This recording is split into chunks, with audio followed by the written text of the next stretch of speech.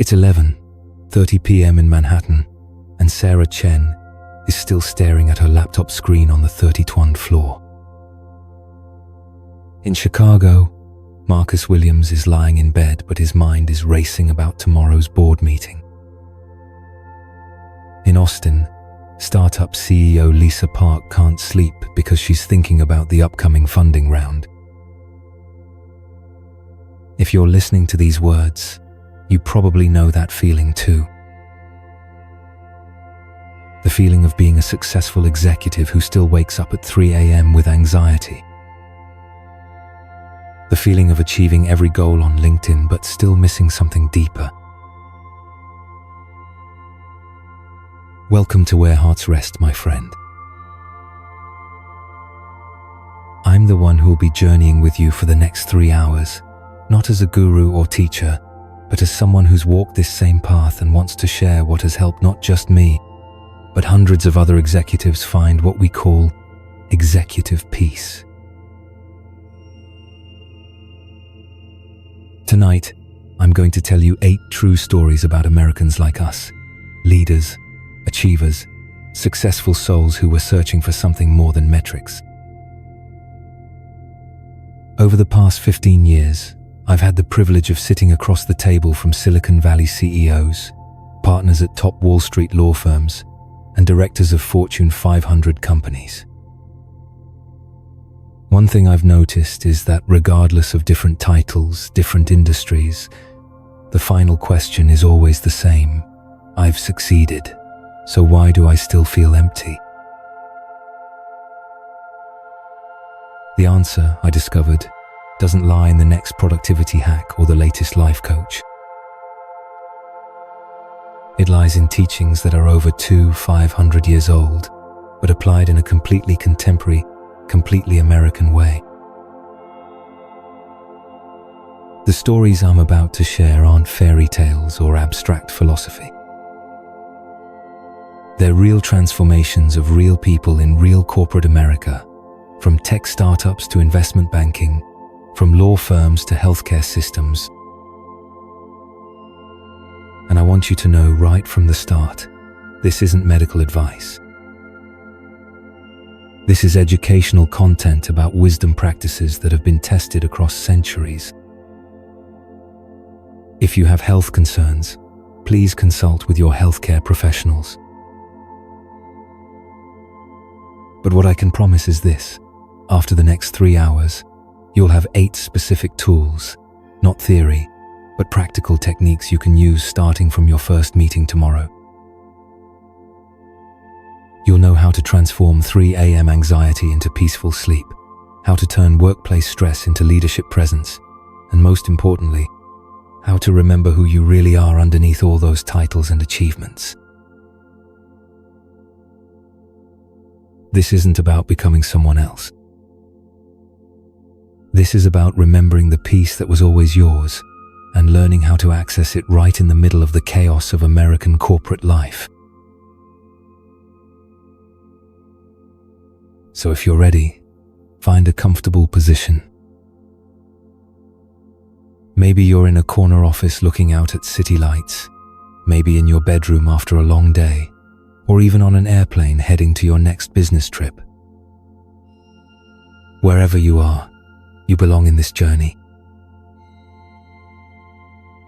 Put your phone on Do Not Disturb. Let tomorrow's presentation wait.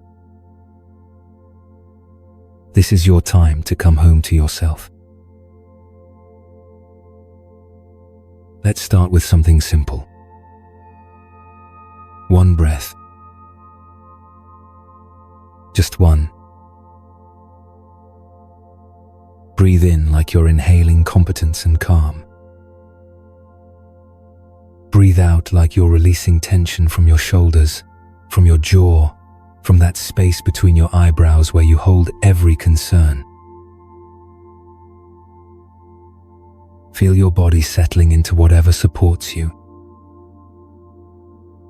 Notice how your executive mind, brilliant, powerful, always thinking, can finally, gently rest.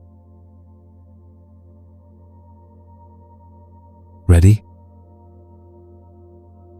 Let's begin with our first story about Sarah and her smartphone. Our first story tonight takes us to the heart of San Francisco's financial district, where glass towers pierce the fog and ambition fills the air like morning coffee. It's a story about a woman whose success came with a hidden cost, one that many of you listening tonight might recognize in your own pocket, purse, or bedside table. This is Sarah's story. And if you've ever felt enslaved by the very technology that was supposed to set you free, if you've ever reached for your phone without thinking and found yourself lost in a digital maze, then this story is really about you too. Sarah Chen sits in her corner office on the 32nd floor of Morrison Associates, one of San Francisco's most prestigious tech investment firms. At 34, she's the youngest vice president in the company's history, overseeing a portfolio worth $200 million. Her Stanford MBA hangs framed behind her desk, and her track record speaks for itself. She's identified 3 unicorn startups before they became household names. But success, Sarah discovered, came with a price that no salary could cover.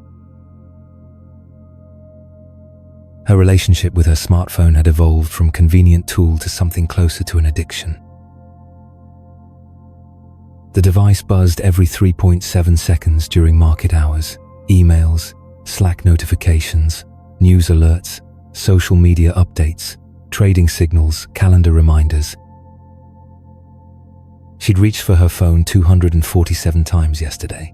She knew because there was an app for that too. 3 monitors glowed before her like digital altars, each displaying real-time data that could influence millions of dollars in investment decisions. But even with all this information at her fingertips, Sarah felt more disconnected than ever. She was always connected but never present, always informed but never at peace. Outside her window, the Bay Bridge sparkled like scattered diamonds across the dark water. Inside, the blue light from her devices painted her face in artificial twilight. San Francisco slept below, but Sarah's mind buzzed with the same frequency as her notifications. Does this sound familiar to you, my friend? That phantom vibration in your pocket when your phone isn't even there? The compulsive reach for your device even when you know there's nothing urgent waiting? The feeling that you're drowning in digital noise but somehow afraid to turn it off? The crisis came during the quarterly board presentation. Sarah was mid-sentence, explaining Q3 projections to Morrison's most important investors when her phone buzzed on the conference table. Then again,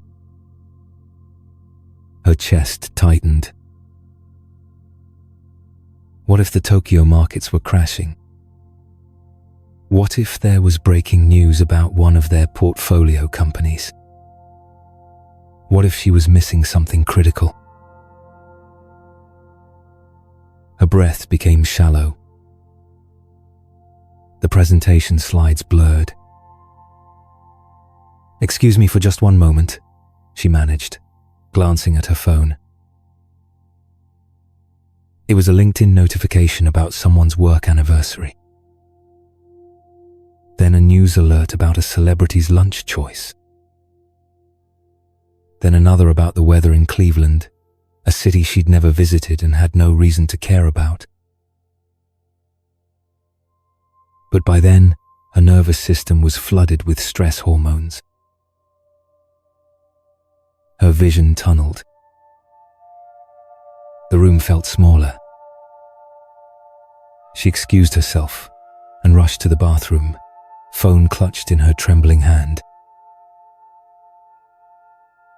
An hour later, After the presentation had been salvaged by her capable team, Sarah found herself in Washington Square Park, seeking air that didn't taste like recycled ambition. She sat on a bench, phone in her lap, watching the world move at human speed around her.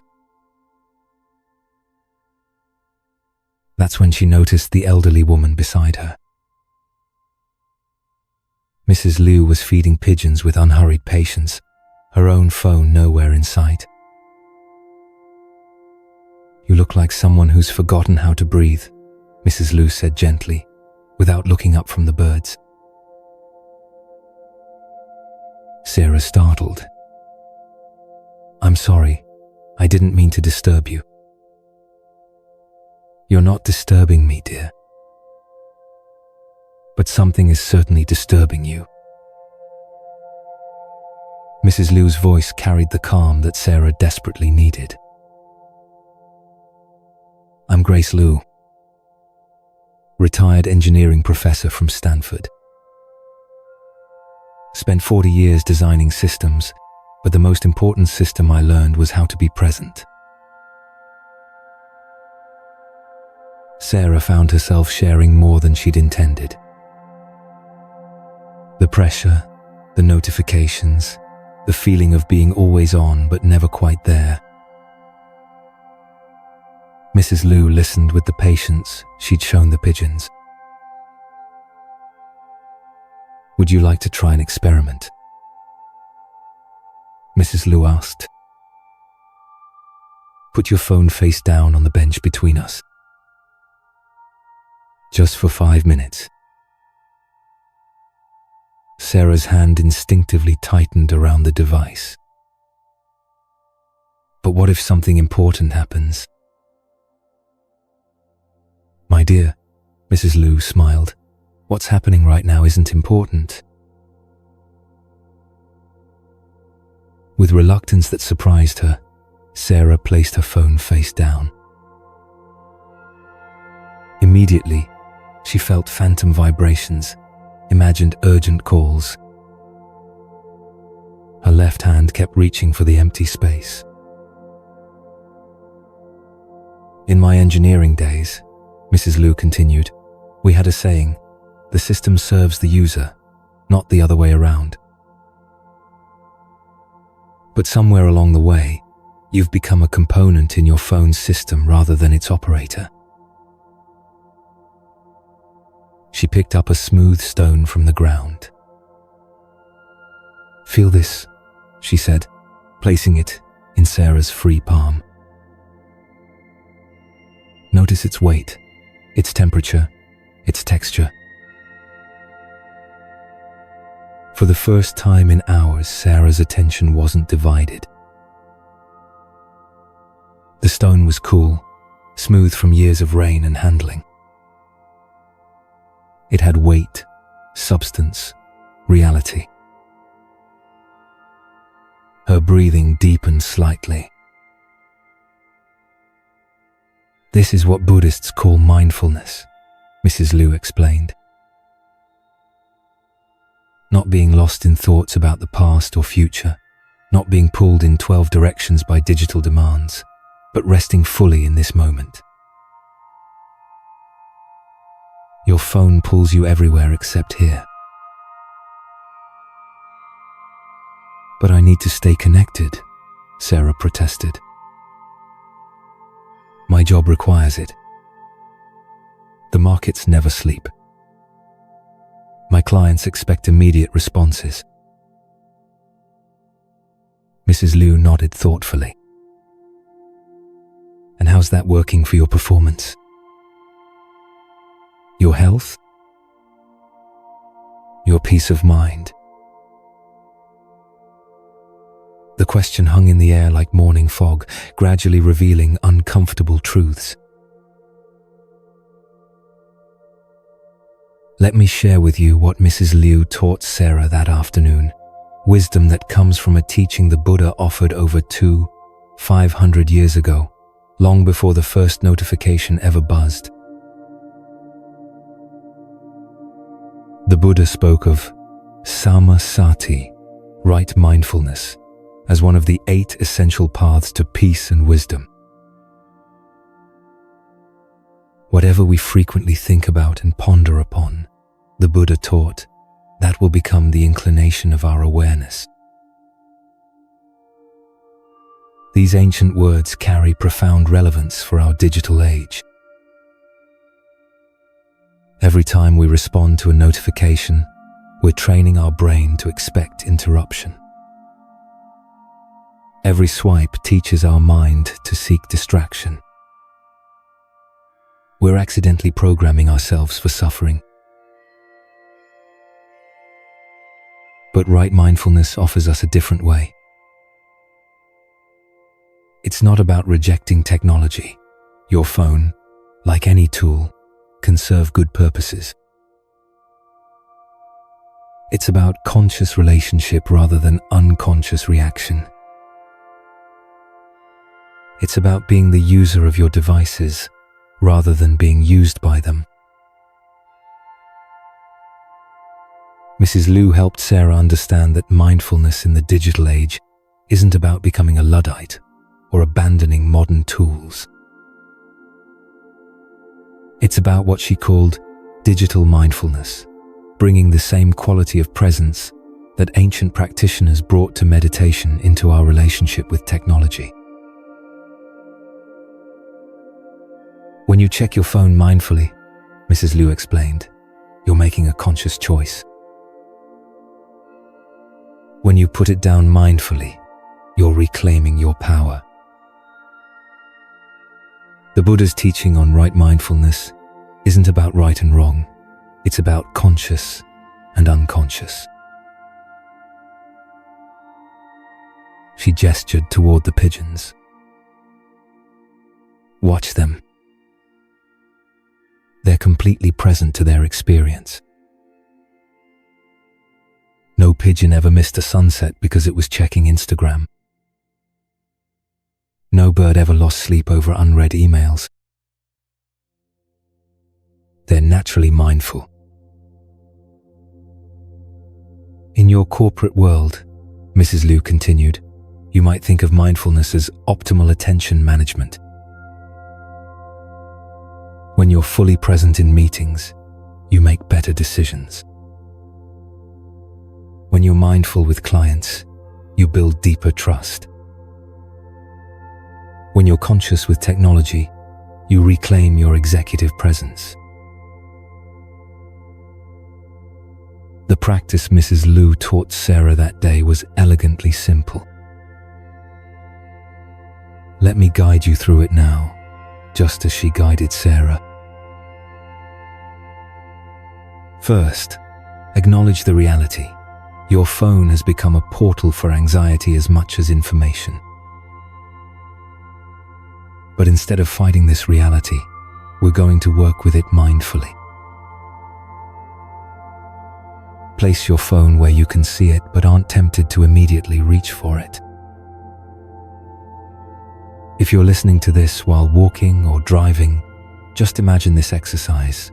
You can try it later in a safe space. Now, place one hand on your chest, over your heart. Feel that steady rhythm. It's been with you since birth, requiring no notifications, no updates, no charging.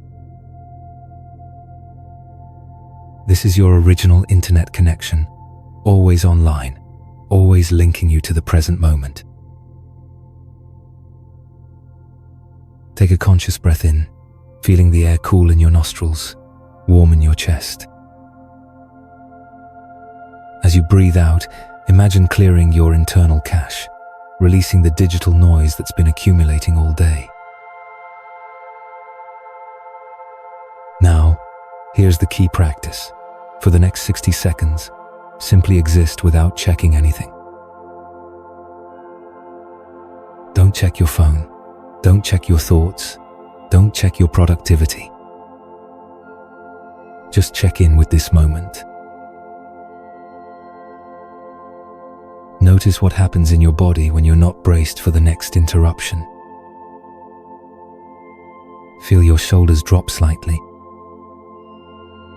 feel your jaw unclench. This is your nervous system remembering what peace feels like. If you feel the urge to reach for your device, just notice the urge without acting on it. Say to yourself, "That's my brain asking for its digital dopamine hit. But right now, I'm choosing presence over distraction."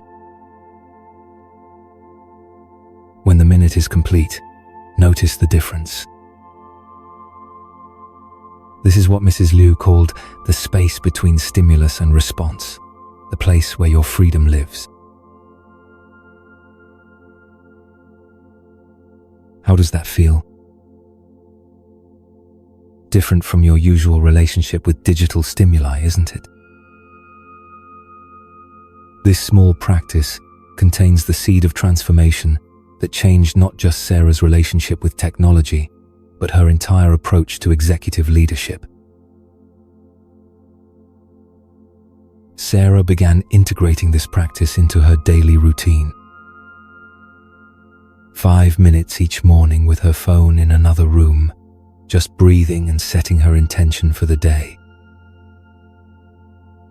During meetings, she started placing her phone in a basket by the conference room door, a practice that soon spread throughout Morrison Associates. The results were remarkable. Without the constant distraction of potential notifications, Sarah could read the subtle cues in client meetings that she'd been missing. Her presentation skills transformed as she learned to be fully present with her audience, rather than partly present with her device. 3 months later, her performance reviews noted what her colleagues called enhanced executive presence. But Sarah knew the truth. She hadn't gained anything new. She'd simply removed the digital barriers that had been blocking her natural wisdom and intuition. The practice even improved her investment decisions. When she wasn't constantly reacting to market noise and social media sentiment, she could think more strategically, see longer-term patterns, trust her analytical skills, rather than getting caught in the emotional whiplash of real-time information. As we reflect on Sarah's journey, I invite you to consider these questions for your own digital relationship. When you wake up tomorrow morning, what will you reach for first? Your phone or your breath? Throughout your day, how many times do you check your device out of habit versus intention? And perhaps most importantly, what aspects of your natural executive wisdom might be waiting to emerge if you gave them just a little more space between the notifications? Sarah's story reminds us that the peace we're seeking isn't in the next app or productivity hack. It's in learning to be the conscious user of our tools rather than their unconscious servant. It's in remembering that presence is the ultimate competitive advantage in a world full of distraction. Take a moment now to feel your own breath, your own heartbeat, your own capacity for presence. This is always available to you, my friend. No charging required.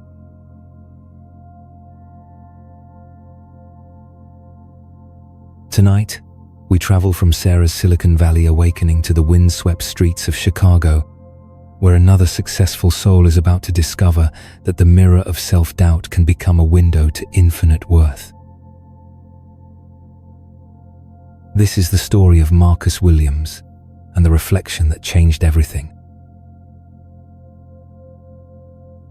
Have you ever stood before a mirror and seen not your achievements, but your inadequacies? Not your strength, but your fears? Not the executive you've become, but the child who was told they weren't enough? If you've ever felt like an imposter in your own success, if you've ever wondered whether you truly deserve the position you've earned, then Marcus's journey speaks directly to your heart. This story explores one of Buddhism's most liberating teachings, Buddha nature, the understanding that every being possesses inherent worth and wisdom that can never be earned or lost. In Marcus's case, this ancient wisdom would transform not just how he saw himself, but how he moved through the corporate world as one of the few black executives in his firm's 150-year history. Some of our deepest suffering comes not from what we lack, but from forgetting what we've always possessed. Marcus's mirror would teach him the difference between proving his worth and remembering it. Downtown Chicago in autumn carries a particular energy, the wind off Lake Michigan mixing ambition with uncertainty, success with struggle. In the Willis Tower's 47th floor, corner offices command views that stretch to horizons most people only dream of reaching. It was here that Marcus Williams had built what everyone called an exemplary career. At 38, Marcus was about to shatter a glass ceiling that had stood for over a century. Senior Vice President. The first black executive to reach this level in his investment firm's distinguished history. His Northwestern MBA gleamed from the office wall. His portfolio had outperformed the market by 23% last year. He'd closed deals worth over $200 million, mentored rising talent, and published articles in Harvard Business Review. By every external measure, Marcus Williams was a success story. The boy from Chicago's South Side who'd worn the same 3 shirts to high school had become a man in Tom Ford suits making decisions that moved millions. His mother's pride was evident in every phone call. His colleagues' respect was evident in every meeting. Yet something was wrong. Something that success couldn't fix, achievement couldn't heal, and recognition couldn't satisfy.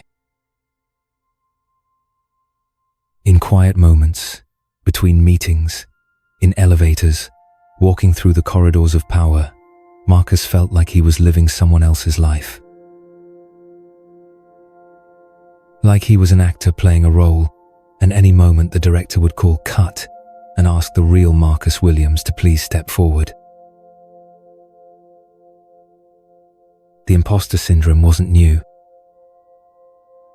It had followed him from his guidance counselor's suggestion to consider community college, through business school, where he was often the only black face in the room. Every promotion brought the same whisper, "They'll figure out you don't belong." Every achievement felt temporary, borrowed, like he was keeping someone else's seat warm until they returned. This internal battle was exhausting. Marcus had learned to mask it with confidence, to smile through microaggressions, to channel doubt into determination. But as his promotion to senior VP approached, the voice of inadequacy grew louder. Success amplified the stakes. The higher he climbed, the further he might fall when they found out he wasn't supposed to be there. The morning of his promotion announcement, Marcus stood before his office bathroom mirror, adjusting his tie for the 3rd time. The reflection should have shown triumph, but he saw only terror. The face staring back belonged to someone who'd achieved everything yet felt like nothing. His phone buzzed. "So proud of you, baby." Your father would be so proud too." His mother's text brought a genuine smile, but even joy felt complicated. How could he explain that success felt like suffocation? That every achievement raised the stakes for the inevitable moment when someone would realize the mistake? The breaking point came during a diversity committee meeting. "Marcus brings such a valuable perspective to our leadership team," a well-meaning colleague announced. The words hit like a physical blow. Valuable perspective. Code for, "You're here because you're black, not because you're brilliant." The conference room suddenly felt airless. Marcus excused himself, claiming an urgent call, but really escaping the weight of being seen as a symbol rather than a person. Grant Park offered refuge from the concrete canyon of downtown Chicago. October air carried the scent of falling leaves and lake water. Marcus walked without direction, needing movement, needing breath, needing distance from the golden handcuffs of others' expectations. Near Buckingham Fountain, an elderly black man sat feeding pigeons, radiating a calm that Marcus envied. The man's presence suggested someone who knew exactly who he was and felt no need to apologize for existing. "Son," the man said without looking up, "you look like someone who's forgotten who they really are." Marcus stopped, startled. "Excuse me?"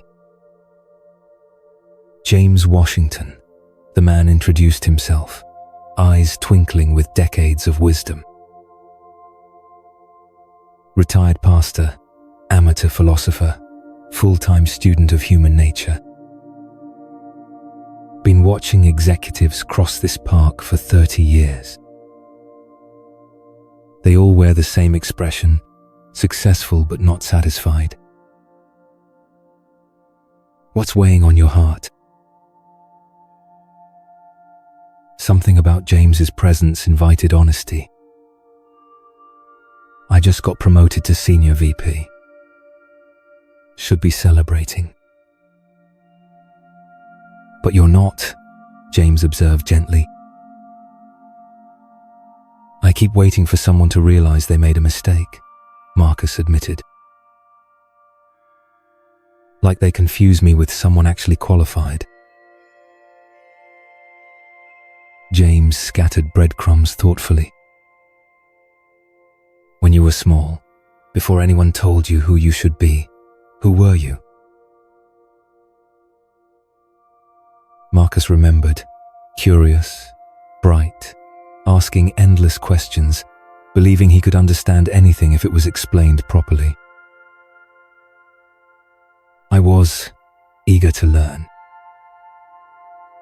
Everything seemed possible." That child, that natural wisdom, that inherent brilliance, where did it go? Did it disappear, or did you cover it with other people's definitions? The question struck like lightning. Marcus realized he'd spent years trying to prove he belonged, forgetting he'd always belonged to himself. In Buddhism, there's a concept called Buddha nature, James explained. Every person possesses inherent worth, wisdom, and capability. Not earned through achievements, not proven through performance. Born with it. Original equipment. He picked up an acorn from the ground. This contains everything needed to become an oak. Not because it earned that potential, but because it's the acorn's nature. Your brilliance isn't something you prove to others, it's something you remember yourself. But corporate America doesn't work that way, Marcus protested. Everything's about proving yourself. The Buddha taught that within every being lies unshakable wisdom and compassion, James continued. Not because of accomplishments, but because of what you fundamentally are. Your achievements don't create your worth, they reveal it. Your failures don't diminish it, they redirect it. What about when people see me as just the diversity hire? James watched the pigeons peacefully. The Buddha said, "No one saves us but ourselves." Not because you're alone, but because the power was always within you. Your colleagues didn't give you talent, they recognized it. The promotion didn't make you worthy, it acknowledged what was always true.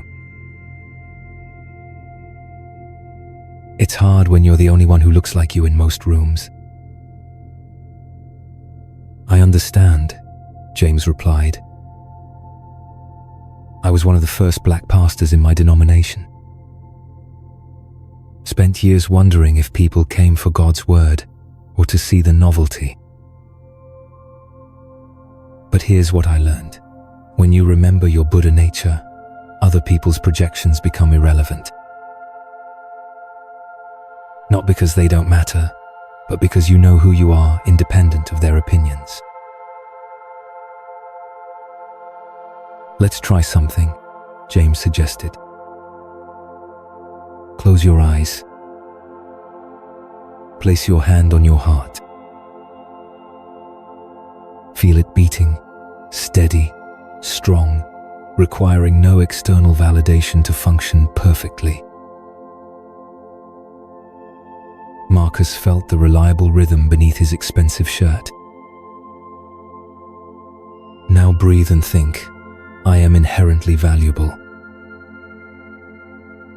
Not because of titles or achievements, but because existence itself declared you worthy by bringing you into being. Breathe out any voice saying otherwise. Marcus felt expansion in his chest, not just air, but spaciousness. Breathe in, I belong wherever my talents take me. Not as an intruder, but as natural expression of your Buddha nature, finding its place. Breathe out any fear that you're fooling anyone. Something shifted internally, like architecture rearranging. Once more, my success is not an accident. It's an inevitable result of inherent wisdom meeting opportunity. Breathe out any doubt, trying to steal credit from your brilliance. Marcus opened his eyes, transformed. Circumstances unchanged, but his relationship to them fundamentally different. Marcus's transformation illustrates Buddhism's profound teaching about Buddha nature, the recognition that every being possesses inherent worth and wisdom that exists independent of external circumstances, achievements, or other people's opinions. The Buddha taught that suffering often comes from forgetting our fundamental nature. We spend tremendous energy trying to become worthy of love, respect, or success, not realizing we were born worthy. This forgetting creates what Buddhists call the second arrow of suffering. We suffer from circumstances, then suffer again from believing those circumstances define our worth. Buddha nature isn't something we develop through spiritual practice or earn through good behavior. It's our original face, the essential wisdom and compassion that existed before we learned to doubt ourselves.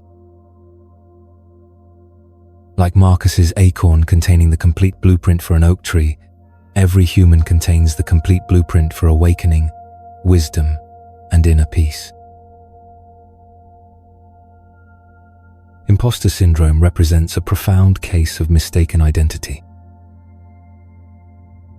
We believe we are our roles, our achievements, our failures, our race, our history, when in reality, we are the awareness that experiences all these things but remains untouched by them.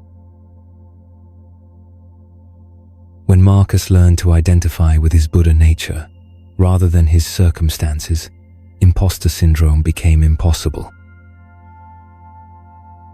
Not because he finally proved his worth, but because he remembered it was never in question.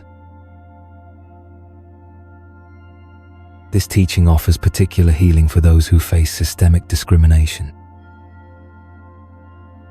External systems may question your right to take up space, but Buddha nature recognizes no hierarchy based on race, gender, background, or any other external characteristic. It sees only the inherent wisdom and dignity that belongs to every being.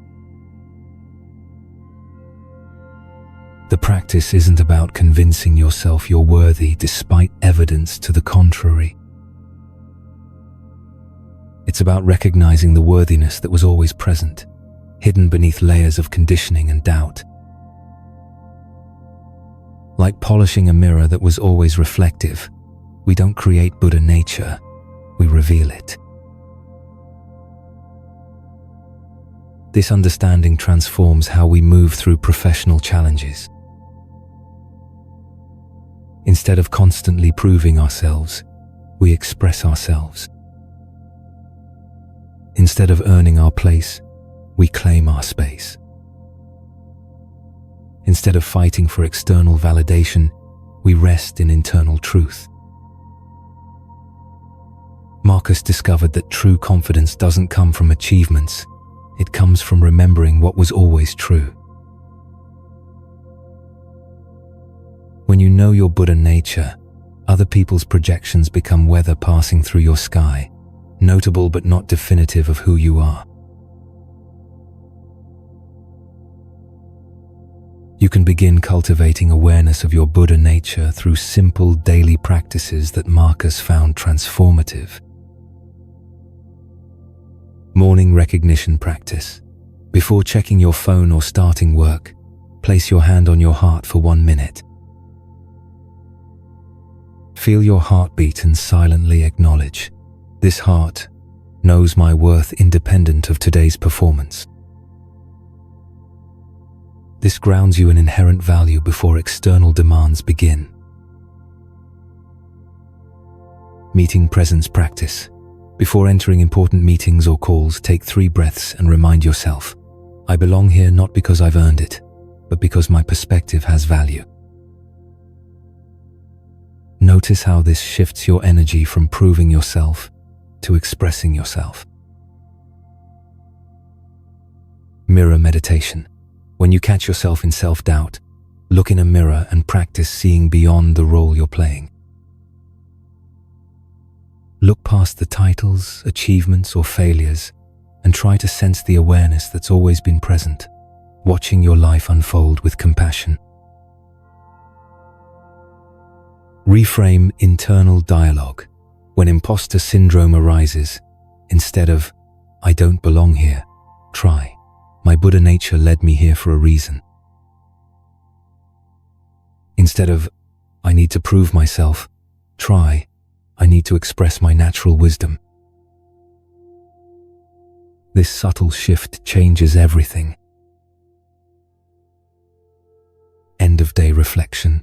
Before sleep, acknowledge one way your inherent wisdom showed up during the day, not through achievement, but through natural compassion, curiosity, or insight. This reinforces the truth that your value isn't performance dependent. Remember, Marcus's transformation didn't require changing his circumstances, it required changing his relationship to them. Your Buddha nature is available right now, independent of your current challenges or successes. As Marcus's story settles into your awareness, gently consider, when you were a child, before you learned about success and failure, who were you? Can you sense that original nature still present beneath the roles you play? What would change in your work life if you truly believed your worth was never in question? How might you show up differently in meetings, conversations, and challenges if you knew you belonged wherever your talents led you? Tonight, as you rest, can you feel the heartbeat that's been with you since birth? Steady, reliable, requiring no external validation to keep loving you perfectly. That rhythm knows something your mind sometimes forgets. You were always enough.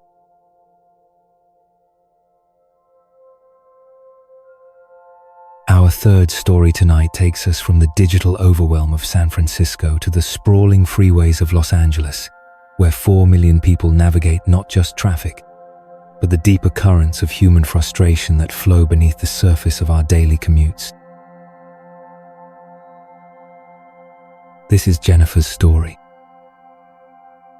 And if you've ever felt your blood pressure spike when someone cuts you off in traffic, if you've ever found yourself transformed from reasonable professional to road warrior in the span of a single lane change, then you'll recognize yourself in Jennifer's journey from rage to something far more powerful. Jennifer Martinez had built her reputation as one of LA's most formidable employment attorneys. At 38, she was a partner at Kelman Associates, known for her razor-sharp litigation skills and her ability to remain cool under pressure in the courtroom. Her colleagues called her the Ice Queen, a nickname she wore as a badge of honor.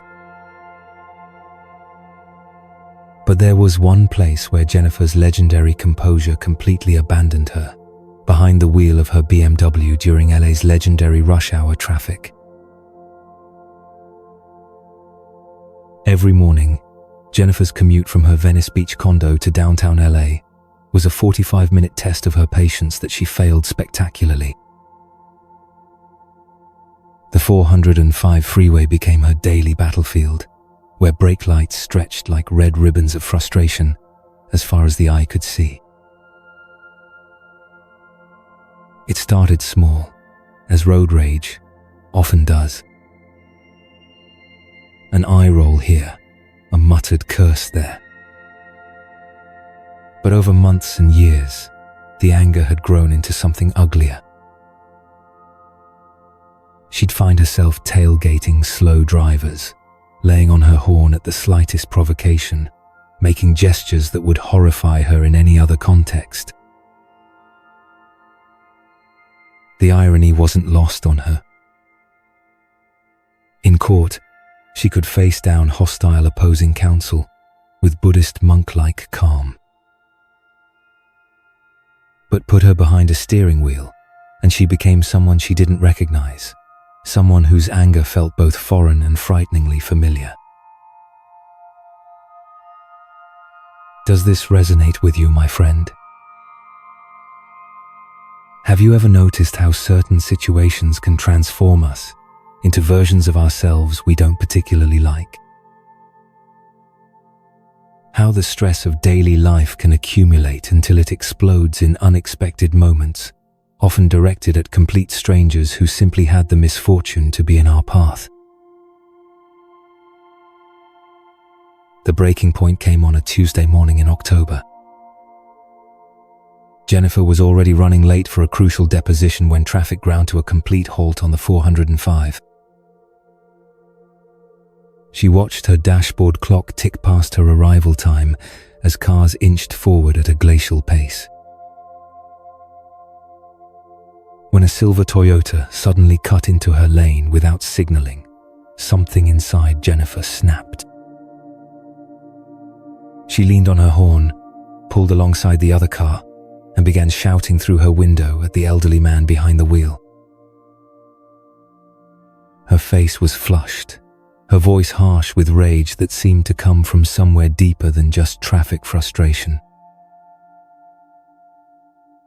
The elderly driver looked at her with such genuine confusion and hurt that Jennifer felt something shift inside her chest.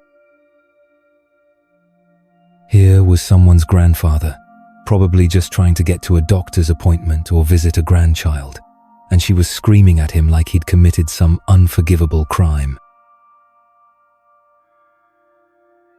But the shame came later. In that moment, she was still too caught up in her anger to think clearly. She sped past him, weaving aggressively through traffic, her hands shaking on the steering wheel. 20 minutes later, sitting in her law firm's parking garage, Jennifer caught sight of herself in the rearview mirror. Her face was still flushed, her jaw clenched tight. She looked like someone in the grip of road rage, because that's exactly what she was. That evening, instead of heading straight home, Jennifer found herself driving to Santa Monica Beach. She needed air, space, something to wash the taste of anger from her mouth. The sunset painted the Pacific in shades of gold and crimson as she walked along the shore, her business heels sinking slightly into the sand. That's where she met Carlos, a man in his 60s sitting cross-legged on a piece of driftwood, watching the waves with the kind of peaceful attention that Jennifer hadn't felt in years. "Rough day?" he asked gently, noting her obvious stress. "You could say that," Jennifer replied, surprised to find herself accepting his invitation to sit on the sand beside him. Carlos introduced himself as a retired EMT who'd spent 30 years responding to emergencies across LA. "Saw a lot of road rage accidents," he said quietly. "People whose anger turned their cars into weapons. Some of them didn't make it home that night." Jennifer felt her chest tighten. "I almost became one of those people today," she admitted. "But you didn't," Carlos said simply. "You're here instead. That's what matters." As they watched the waves roll in and out with their eternal rhythm, Carlos shared something that would change Jennifer's relationship, not just with driving, but with anger itself. "In my EMT days," he said, "I worked with a lot of Tibetan monks who'd come to LA. They taught me something about anger that saved my sanity. Want to hear it?" Jennifer nodded, drawn by the profound calm that seemed to emanate from this stranger. "They called it metta," Carlos continued. "Loving kindness. But not the greeting card version. The real thing.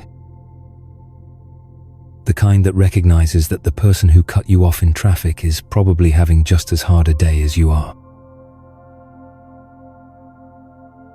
He picked up a smooth piece of sea glass, worn soft by countless waves. "Feel this," he said, placing it in Jennifer's palm. "The ocean doesn't get angry at the rocks for being in its way.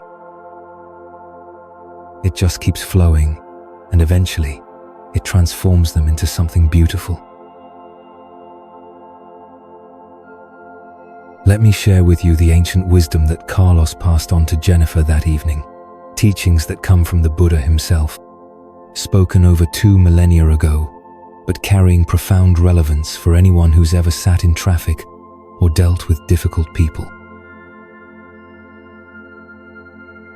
The Buddha taught about metta, often translated as loving, kindness, but perhaps better understood as unconditional friendliness. It's not about becoming a pushover or pretending that harmful behavior is acceptable. It's about recognizing our fundamental interconnectedness, even with people who trigger our anger. Hatred never ceases by hatred, the Buddha taught, but by non-hatred alone. This is an eternal law. These words might sound idealistic when you're dealing with an aggressive driver or a difficult colleague, but they contain a practical wisdom that can transform not just your commute, but your entire approach to human conflict. The practice of metta begins with a radical recognition. The person who cut you off in traffic isn't your enemy. They're a fellow human being, probably dealing with their own stress, their own deadlines, their own version of whatever pressure you're carrying. Carlos taught Jennifer what he called traffic meditation, a way of practicing metta in the midst of LA's legendary gridlock. But this isn't just about driving. It's about transforming our relationship with anyone who triggers our anger or frustration. Let me guide you through this practice now, just as Carlos guided Jennifer that evening by the ocean. First, recognize that anger is a secondary emotion. Beneath the rage is usually fear, hurt, or frustration.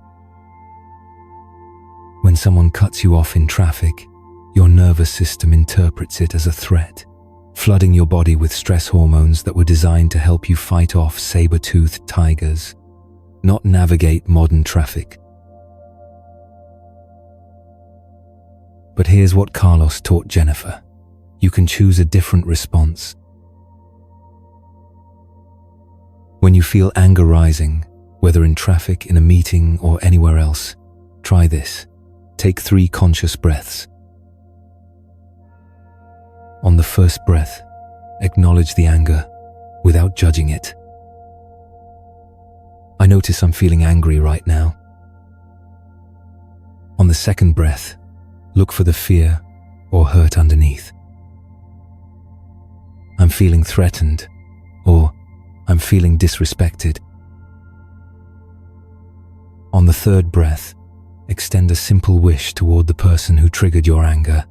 May you be safe. May you be at peace. You don't have to mean it completely. You're not approving of their behavior.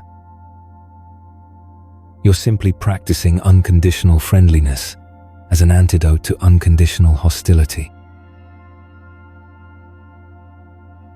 Now, let's take this practice deeper.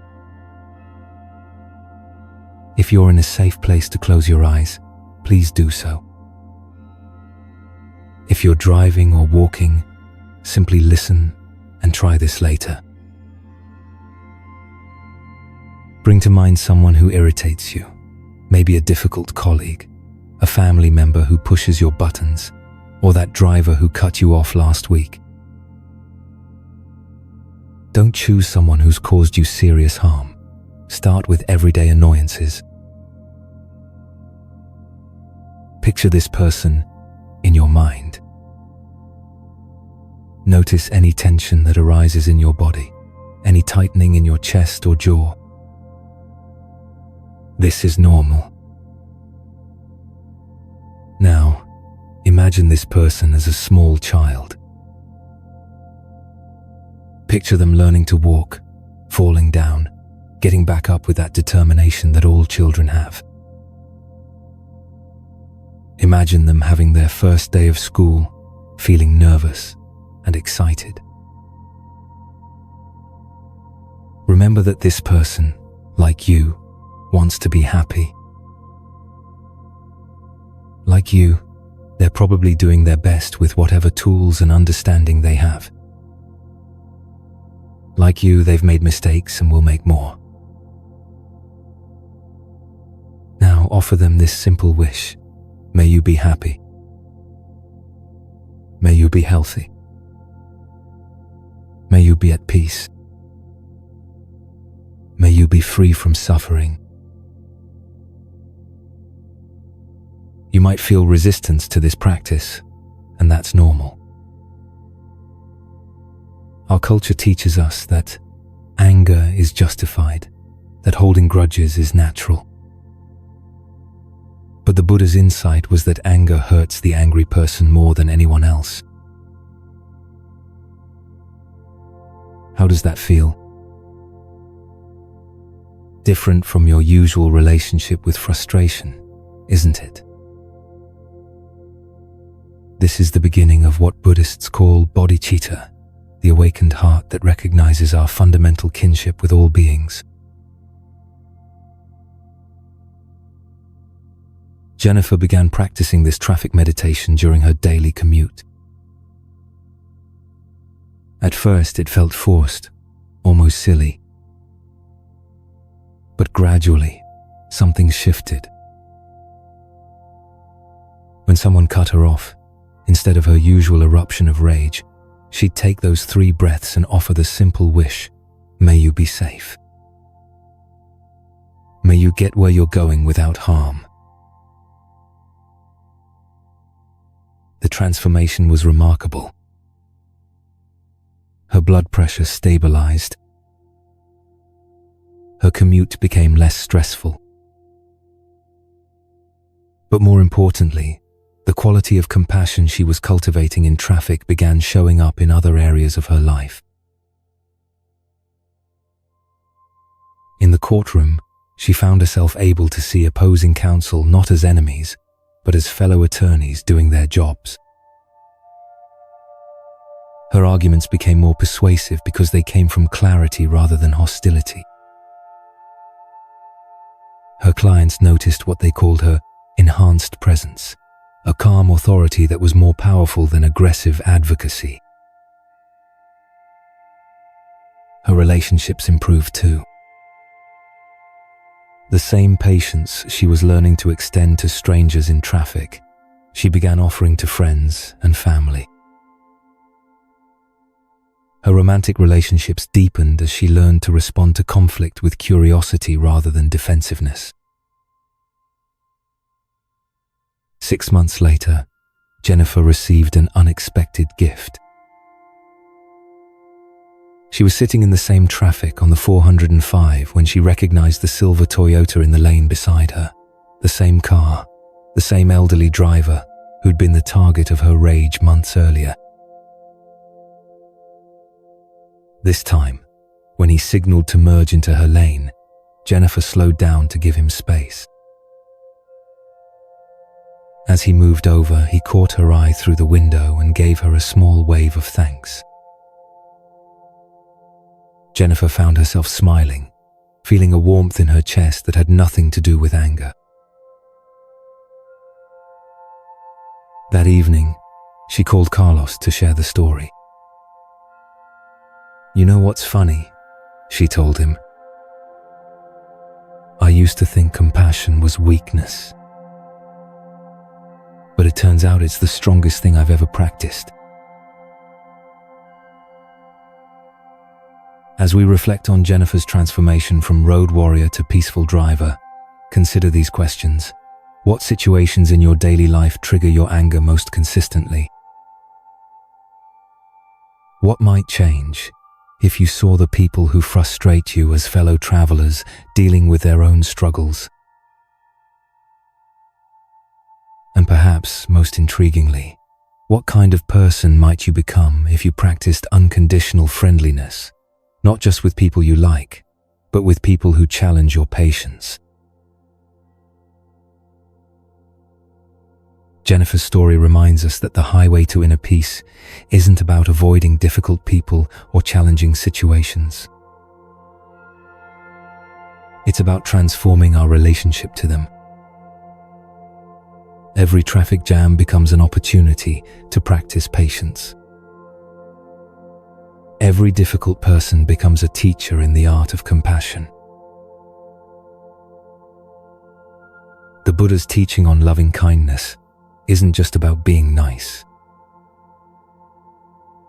It's about recognizing that our peace of mind is too precious to give away to every stranger who crosses our path.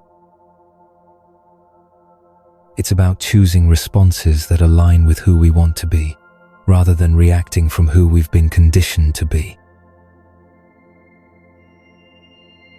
Take a moment now to feel your own capacity for unconditional friendliness.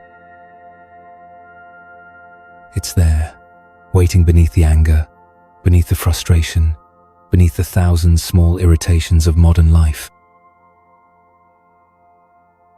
This is your true nature, my friend. This is the peace that was always yours.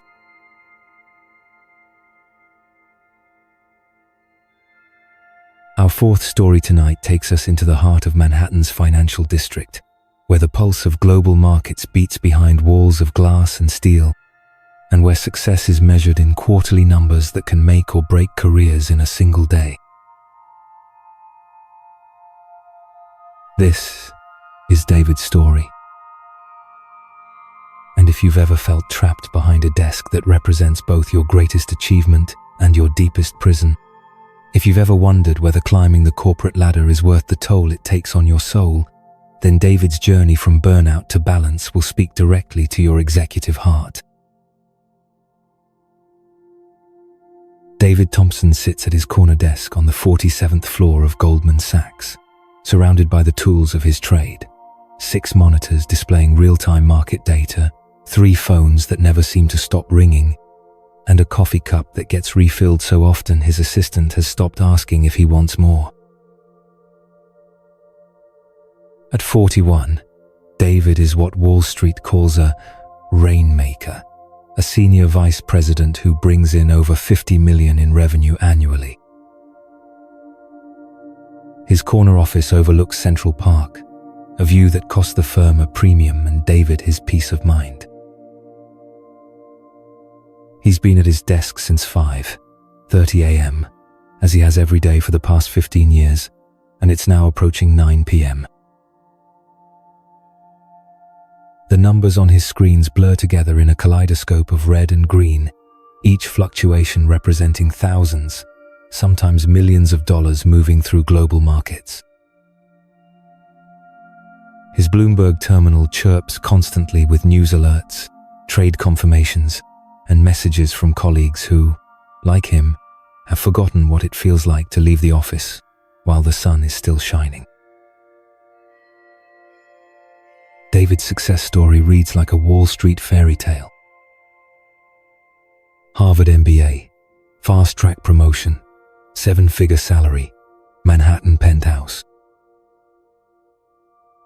But fairy tales, he's discovered, don't mention the 80-hour work weeks, the relationships sacrificed on the altar of ambition, or the creeping sense that somewhere between his first promotion and his latest bonus, he'd lost something essential about himself. His marriage had ended 2 years ago. "You're more married to that desk than to me," Sarah had said during their final argument, and David couldn't honestly deny it.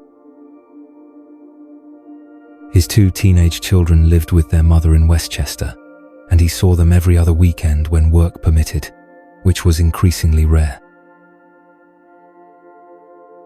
The latest crisis had been brewing for weeks. A major client was threatening to pull their $2 billion portfolio over David's team's performance. His managing director had made it clear that David's job and the jobs of his 12-person team hung in the balance. The pressure felt like a physical weight on his chest, making it hard to breathe even in his spacious corner office. Does this feel familiar to you, my friend? The weight of responsibility that keeps you at your desk long after everyone else has gone home. The fear that if you slow down, even for a moment, everything you've built might come crashing down. The sense that you're running faster and faster just to stay in the same place. The breaking point came on a Thursday evening in November. David was working on his 4th cup of coffee and his 15th hour of the day when his vision started to blur. Not from fatigue, but from something more serious. His left arm felt heavy, his chest tight. For a terrifying moment, he wondered if he was having a heart attack. The paramedics who arrived 20 minutes later assured him it was just a panic attack brought on by stress and exhaustion. Just as if the inability to breathe, the crushing sensation in his chest, the fear that his heart might simply stop from overwork was somehow trivial. Sitting in the ER at Mount Sinai at midnight, still wearing his 3-0 suit, David found himself asking the question that had been lurking beneath his consciousness for months. What am I doing with my life? The ER doctor, a woman about his age with kind eyes and tired smile, had seen plenty of Wall Street executives in similar states. "When's the last time you took a real break?" she asked. Not a working vacation or a business trip. A real break. David couldn't remember. Vacation days were something he accumulated but never used, badges of honor in a culture that equated rest with weakness. "I'm going to prescribe something for you," the doctor said, "but it's not medication. It's a walk in Central Park. Every day. For at least 30 minutes. Doctor's orders." David almost laughed.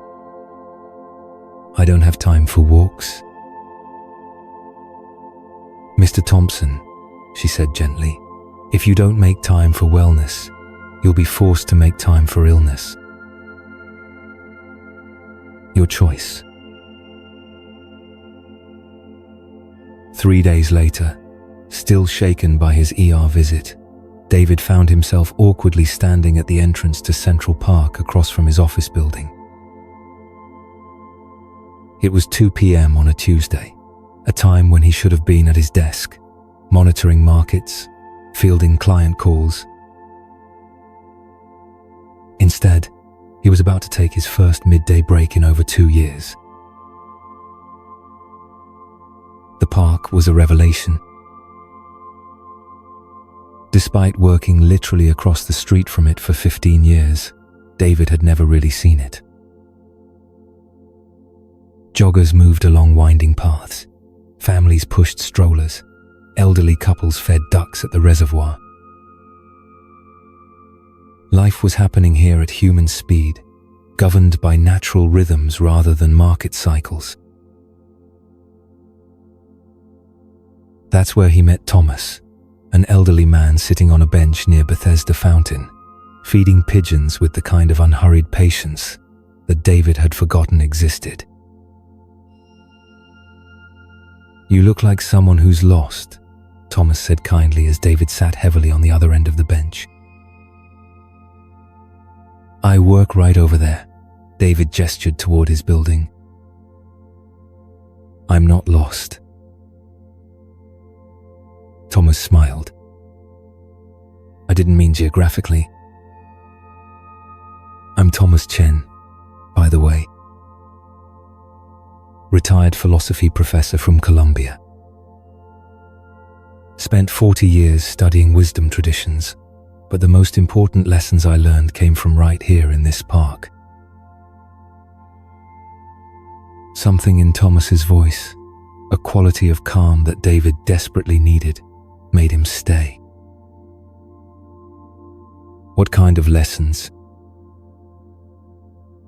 "The kind that teach you how to work without burning out, how to achieve without losing your soul. Ever heard of the Buddha's middle way?" David shook his head. Philosophy had been for other people, people who had time to contemplate abstractions while he dealt with the concrete realities of quarterly earnings and client demands. The Buddha discovered something revolutionary, Thomas continued. That extreme effort and extreme indulgence both lead to suffering. The path to peace lies between them, in what he called the middle way. Thomas pulled out a worn leather journal. The Buddha taught 8 paths to this balanced life. Want to hear how they apply to someone like you? Let me share with you what Thomas taught David that afternoon, wisdom that comes from the Buddha's most comprehensive teaching, the Noble Eightfold Path. This isn't abstract philosophy. It's a practical framework for living that can transform how you approach work, relationships, and the pursuit of success. The Buddha taught that suffering comes from extremes, from pushing too hard or not trying enough, from attachment or avoidance, from believing that happiness lies in the next promotion or the next deal. The middle way offers a different approach, sustainable excellence rather than unsustainable perfection. The Eightfold Path isn't a linear progression, but 8 interconnected practices that support each other. For someone like David, and perhaps like you, these ancient teachings offer a way to achieve professional success without sacrificing personal peace. Right understanding begins with seeing clearly what truly matters. David, Thomas asked, what are you really working for? Not the surface answer, money, success, recognition. What's underneath that? David thought for a moment. Security, I guess. The feeling that I've built something meaningful. And has the relentless pursuit of security actually made you feel secure? It hadn't. If anything, the more David achieved, the more he feared losing it. Right intention is about aligning your daily actions with your deepest values. What would it look like, Thomas asked, to pursue professional success from a place of service rather than fear? To see your work as contribution rather than competition? Right speech in the corporate world means communicating with honesty and kindness, even under pressure. How often do you speak to colleagues from stress rather than clarity? How does that affect your leadership? Right action involves ethical conduct in all your dealings. In finance, this means more than legal compliance. It means asking whether your work contributes to genuine value or merely shuffles wealth around. Right livelihood is perhaps the most challenging teaching for high-achieving professionals. It asks, does your work align with your values?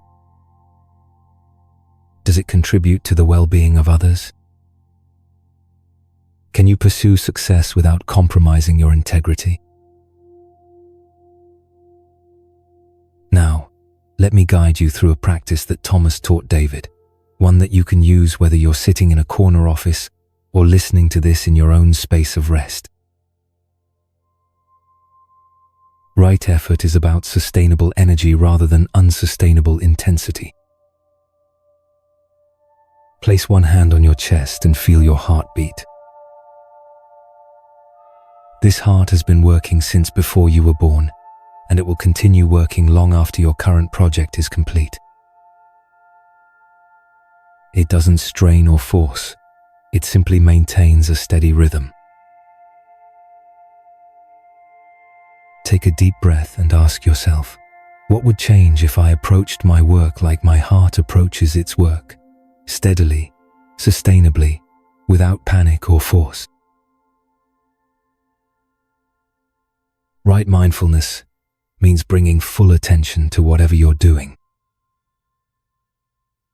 Most of us multitask constantly, believing it makes us more productive. But the Buddha understood what neuroscience now confirms. Divided attention is actually less efficient than focused attention. For the next minute, practice doing just one thing. If you're listening to this story, just listen. Don't check your phone. Don't plan tomorrow's meetings. Don't solve problems. Just be completely present to these words. Notice what happens in your body when your attention isn't fragmented. Feel how your breathing deepens, how your shoulders relax. This is your nervous system remembering what peace feels like. Right concentration is the ability to rest your mind in a state of calm alertness. In corporate settings, this translates to what psychologists call flow state, that quality of absorbed focus where time seems to disappear and work feels effortless. Think of a time when you were completely absorbed in meaningful work, when you lost track of time because you were so engaged. That's a taste of right concentration. The Buddha taught that this state is always available to us when we align our actions with our values. How does that feel? Different from your usual relationship with work stress, isn't it? This is the beginning of what the Buddha called right livelihood, work that doesn't just pay the bills but nourishes your spirit. David began incorporating these practices into his daily routine, starting small. He took Thomas's advice to heart. Don't try to revolutionize everything at once. The middle way means sustainable change. He started with right mindfulness, focusing completely on one task at a time instead of juggling multiple screens and conversations. To his surprise, his productivity actually increased. Clients began commenting on his enhanced presence during meetings. Right speech transformed his leadership style. Instead of communicating from stress and urgency, he learned to pause, breathe, and respond from clarity. His team noticed the difference immediately. Morale improved, and with it, performance. Most importantly, David redefined right livelihood for himself. He began to see his role not just as maximizing profits, but as helping clients build genuine financial security. This shift in perspective made even difficult days feel meaningful. 6 months later, David successfully retained the 2 billion client, not through frantic overwork, but through steady, mindful attention to their actual needs. His team's performance improved because they were working from a place of calm competence rather than anxious scrambling. The real transformation, though, was personal. David reconnected with his children, not by working less necessarily, but by being completely present when he was with them. His health improved as stress-related symptoms disappeared. As we reflect on David's journey from burnout to balance, consider these questions for your own relationship with work. What would change if you approached your professional life as a practice rather than a performance? How might your leadership evolve if it came from inner strength rather than outer pressure? And perhaps most importantly, what would become possible if you saw your work not as something you have to do, but as something you get to do, a way of contributing your unique gifts to the world? David's story reminds us that the path to sustainable success isn't found in working harder or longer. It's found in working more consciously, more mindfully, more aligned with our deepest values. The Buddha's Eightfold Path offers us a framework for achieving what David discovered, that you can be successful without being stressed, productive without being overwhelmed, ambitious without being anxious. Take a moment now to feel your own heartbeat, that steady rhythm that has been with you through every success and every setback. This is your guide to the middle way, the path between extremes that leads to lasting peace and sustainable excellence. Your work is important, my friend, but it doesn't have to cost you your soul. The ancient path is still available, right here in the modern world, right here at your desk.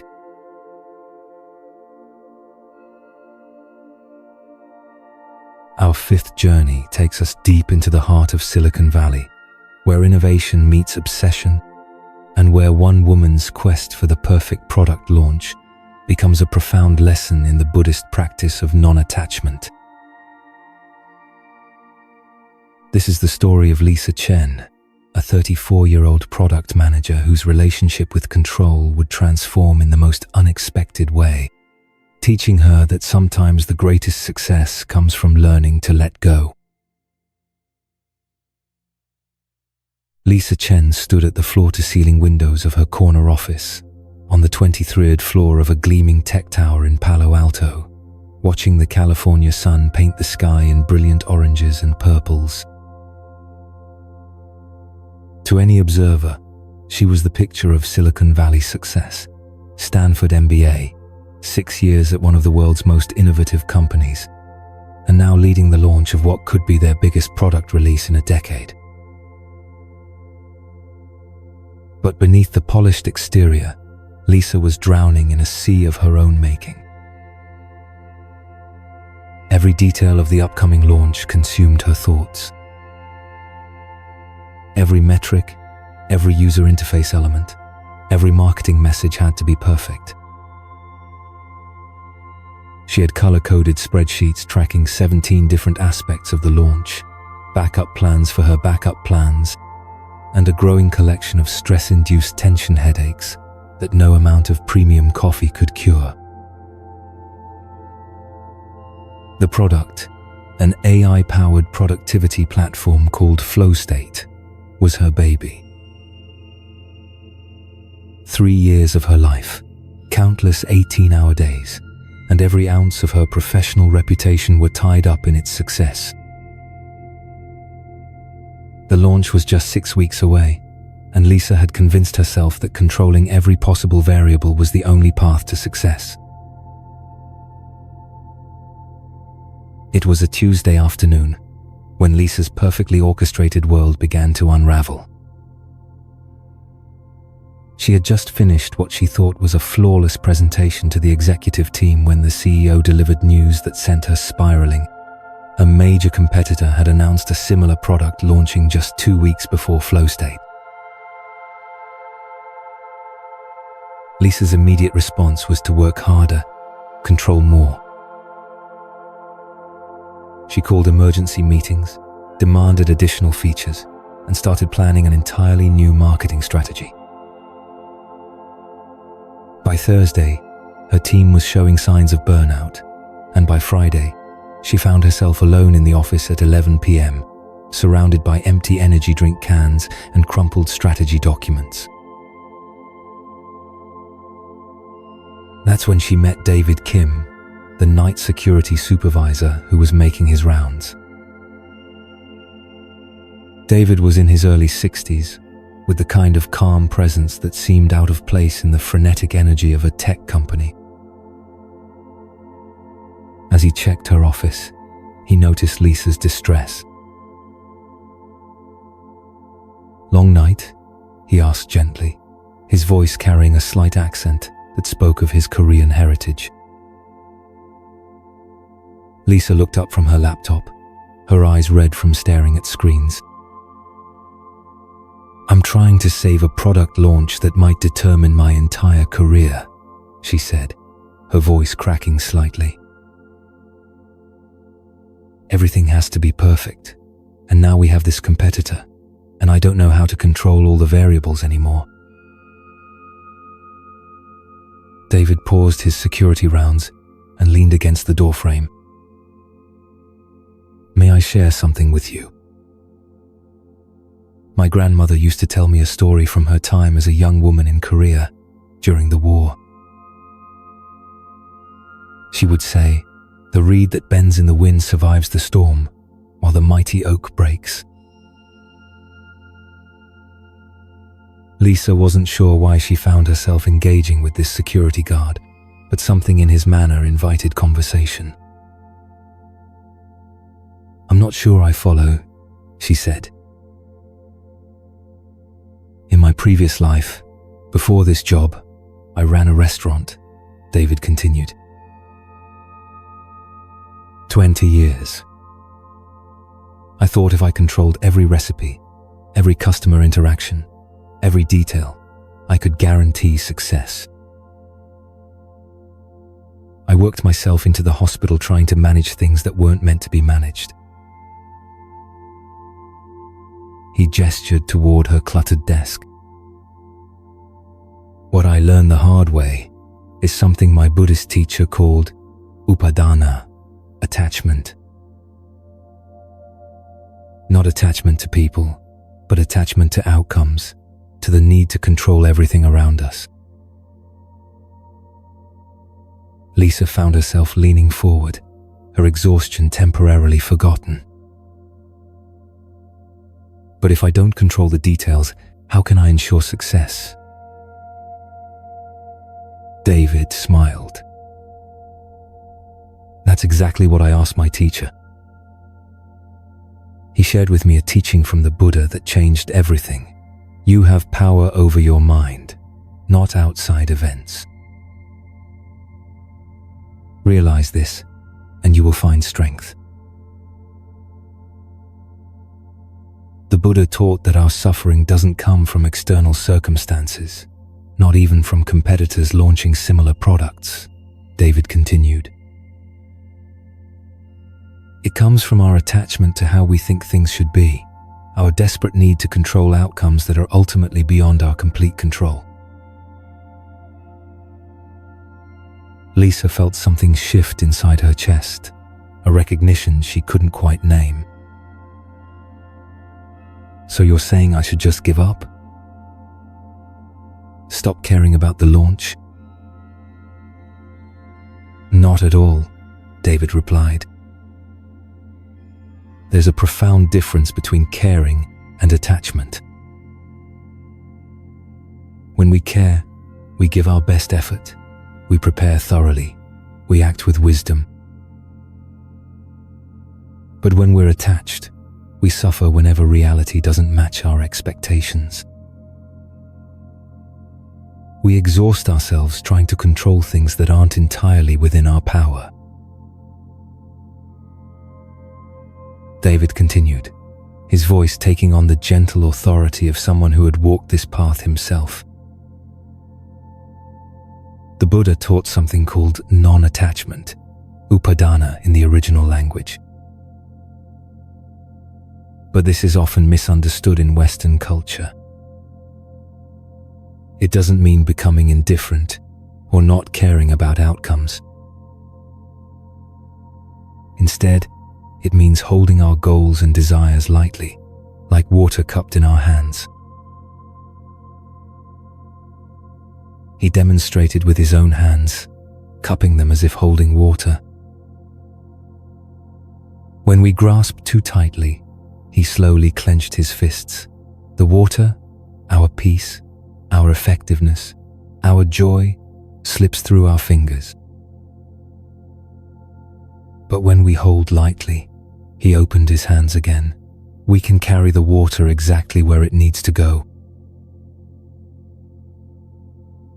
In your case, Lisa, you care deeply about this product launch, and that caring is beautiful. It shows your commitment, your professionalism, your heart. But when that caring becomes attachment, when your peace of mind depends entirely on everything going exactly as planned, that's when suffering begins. Lisa absorbed this, thinking of all the sleepless nights, the anxiety that had become her constant companion. But in business, don't we need to be attached to outcomes? Isn't that what drives success? The Buddha distinguished between right effort and wrong effort, David explained. Right effort means giving your complete attention and skill to what's within your control, your preparation, your decisions, your responses to challenges. Wrong effort means burning yourself out trying to control things that are inherently beyond your complete control, competitors' actions, market conditions, every possible variable.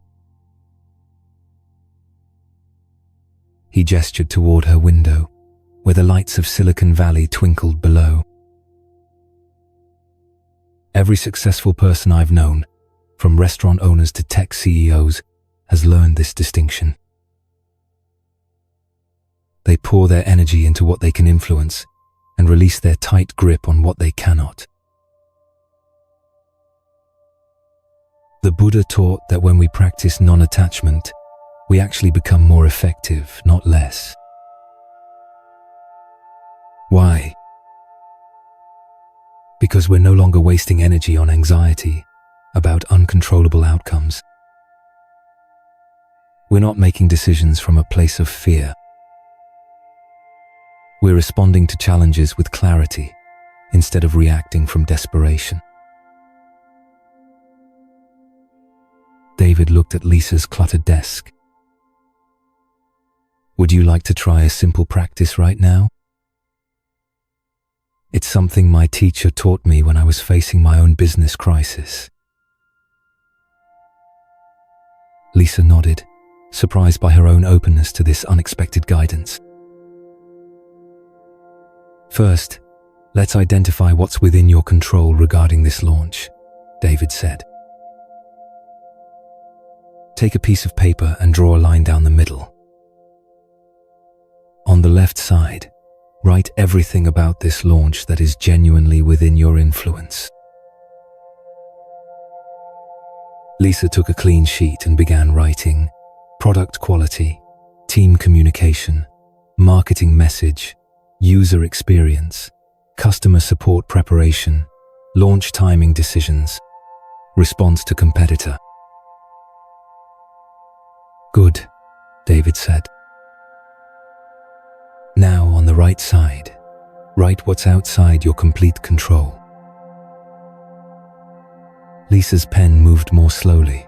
Competitors' strategy, market reception, media coverage, customer adoption rate, economic conditions, technical issues beyond our control. Now, David continued, place your hand over the right column. Take a deep breath. These items deserve acknowledgement. You should be aware of them, plan for various scenarios, but they don't deserve your anxiety. Every minute of mental energy you spend worrying about these is energy stolen from the left column, where you can actually make a difference. Lisa felt an immediate sense of relief, as if a weight had been lifted from her shoulders. The Buddha taught a daily practice for cultivating non-attachment, David explained. Each morning, before you dive into your work, spend 5 minutes acknowledging both what you can and cannot control. Then set an intention to pour your complete attention into your zone of influence while holding your desired outcomes lightly. When anxiety arises about uncontrollables, and it will, remind yourself, this is not mine to control. I return to what I can influence. It's not about suppressing anxiety, but redirecting your precious mental energy where it can actually create positive change. David suggested a specific technique. Throughout your day, practice what Buddhists call releasing meditation. When you notice yourself gripping tightly to how something must go, take 3 conscious breaths. On the first breath, acknowledge your caring. On the second breath, acknowledge what you cannot control. On the third breath, return your attention to your next right action. Remember, he added, non-attachment doesn't mean lowering your standards or reducing your effort. It means freeing yourself to perform at your highest level without the paralyzing fear of imperfection. 6 weeks later, Lisa stood in the same corner office, but everything had changed. Flow State had launched to strong initial reception, despite the competitive pressure. More importantly, Lisa had discovered a new way of working and being. She had learned to distinguish between preparation and anxiety, between caring and attachment. When challenges arose during the launch, and they did, she found herself responding with clarity rather than panic. Her team noticed the change immediately. Her anxiety had been replaced with what they described as calm confidence. The competitor's product launch had actually helped define Flow State's unique value proposition more clearly. Instead of viewing it as a threat to control, Lisa's team had used it as valuable market intelligence. The Buddha was right, Lisa reflected, looking out at the same Silicon Valley skyline that had witnessed her transformation. When I stopped trying to control everything, I became more effective at influencing what mattered most. As you reflect on Lisa's journey, consider these questions for your own professional life. What outcomes are you gripping so tightly that they're causing you suffering? Where in your work life are you confusing caring deeply with needing to control completely? How might your effectiveness actually increase if you learn to hold your goals with an open hand rather than a clenched fist? What would change in your daily experience if you truly embodied the wisdom that you have power over your actions and responses, but not over all outcomes? How might practicing non-attachment transform not just your stress levels, but your actual performance as a leader? In the words of the Buddha, attachment is the root of suffering. And in the practice of non-attachment, countless executives like Lisa have discovered not just peace, but a more sustainable and ultimately more successful way of achieving their highest professional aspirations. Take a moment now to breathe deeply and consider, what would you do differently tomorrow if you truly believed that your worth, your security, and your effectiveness don't depend on controlling every variable in your professional environment?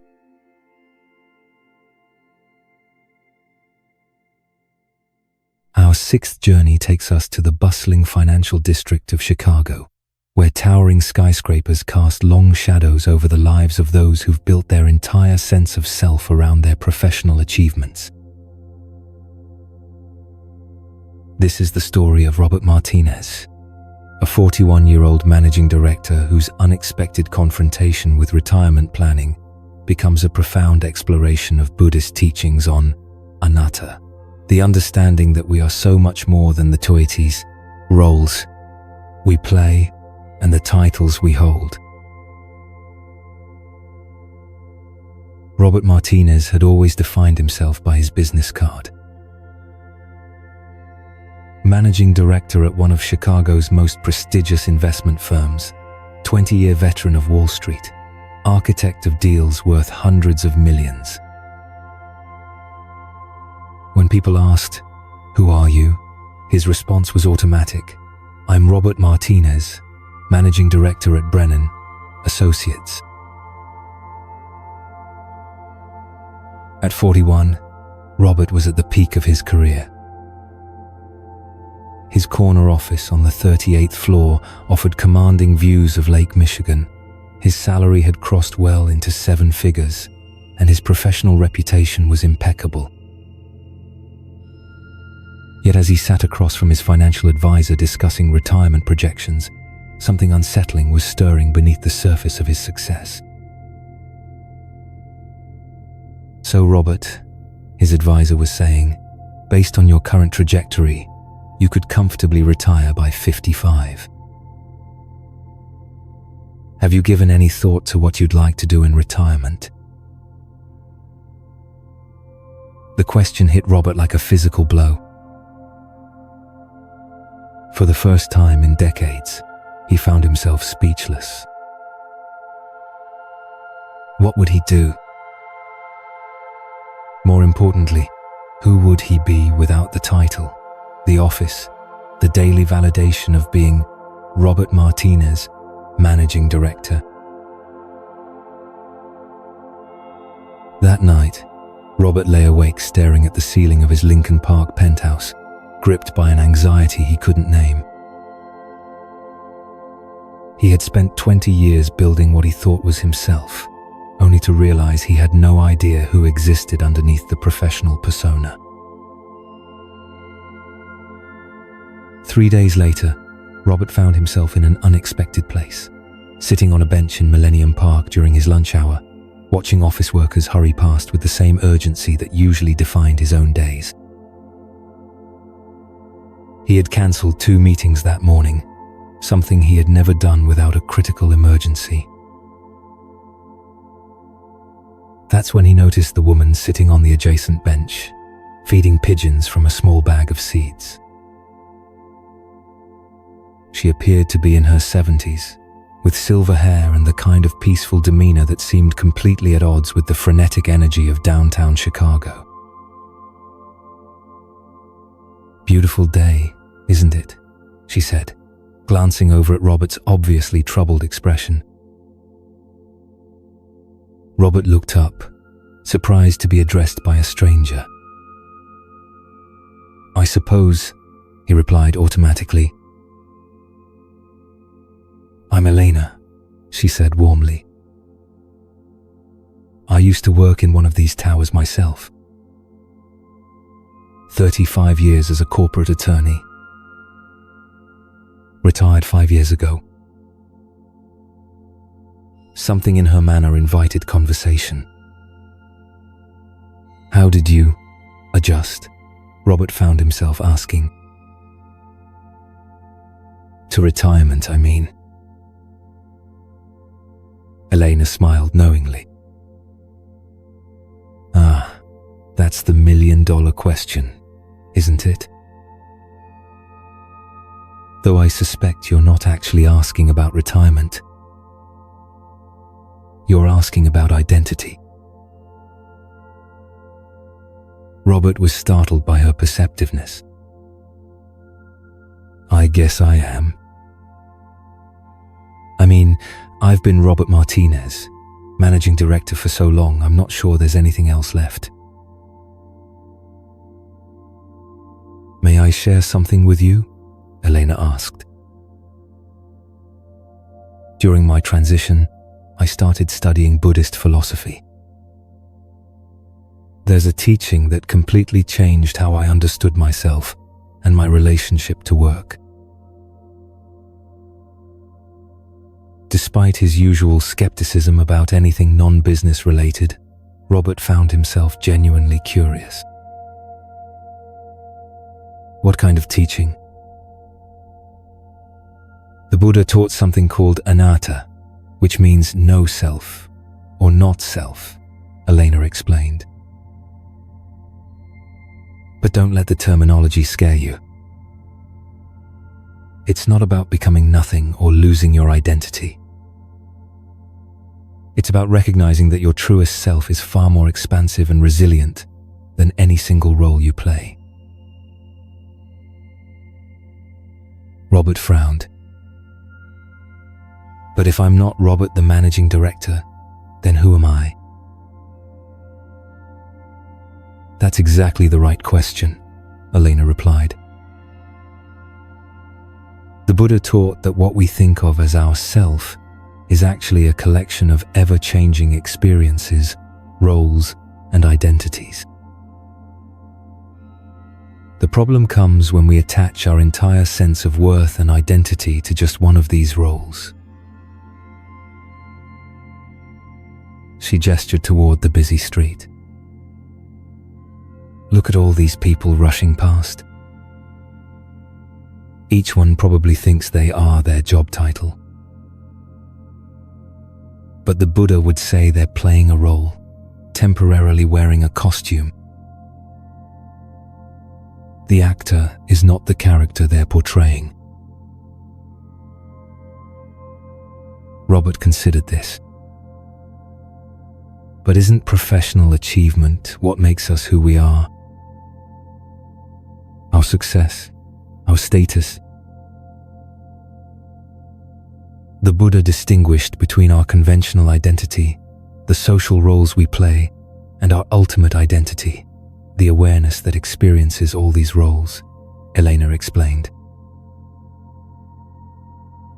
Your professional self is real and valuable, but it's just one facet of a much larger, more complete being. Elena continued, her voice taking on the gentle authority of someone who had walked this path of discovery herself. The Buddha taught that suffering comes from what he called identification, mistaking one temporary role for our complete identity. In Sanskrit, this is called ahamkara, literally I-making. Think about it, she said. You weren't born a managing director. Before that role, you were a student, a child, a dreamer. After that role, you'll be something else. So which of these is the real Robert? The Buddha would say they're all real, but none of them is your complete identity. Robert felt something shifting in his understanding. So you're saying my job is just temporary? Not just temporary, though it is that, but partial, Elena clarified. The Buddha taught that we have multiple layers of identity. There's the conventional self that functions in the world, your professional competence, your social roles, your personality. This is important and shouldn't be dismissed.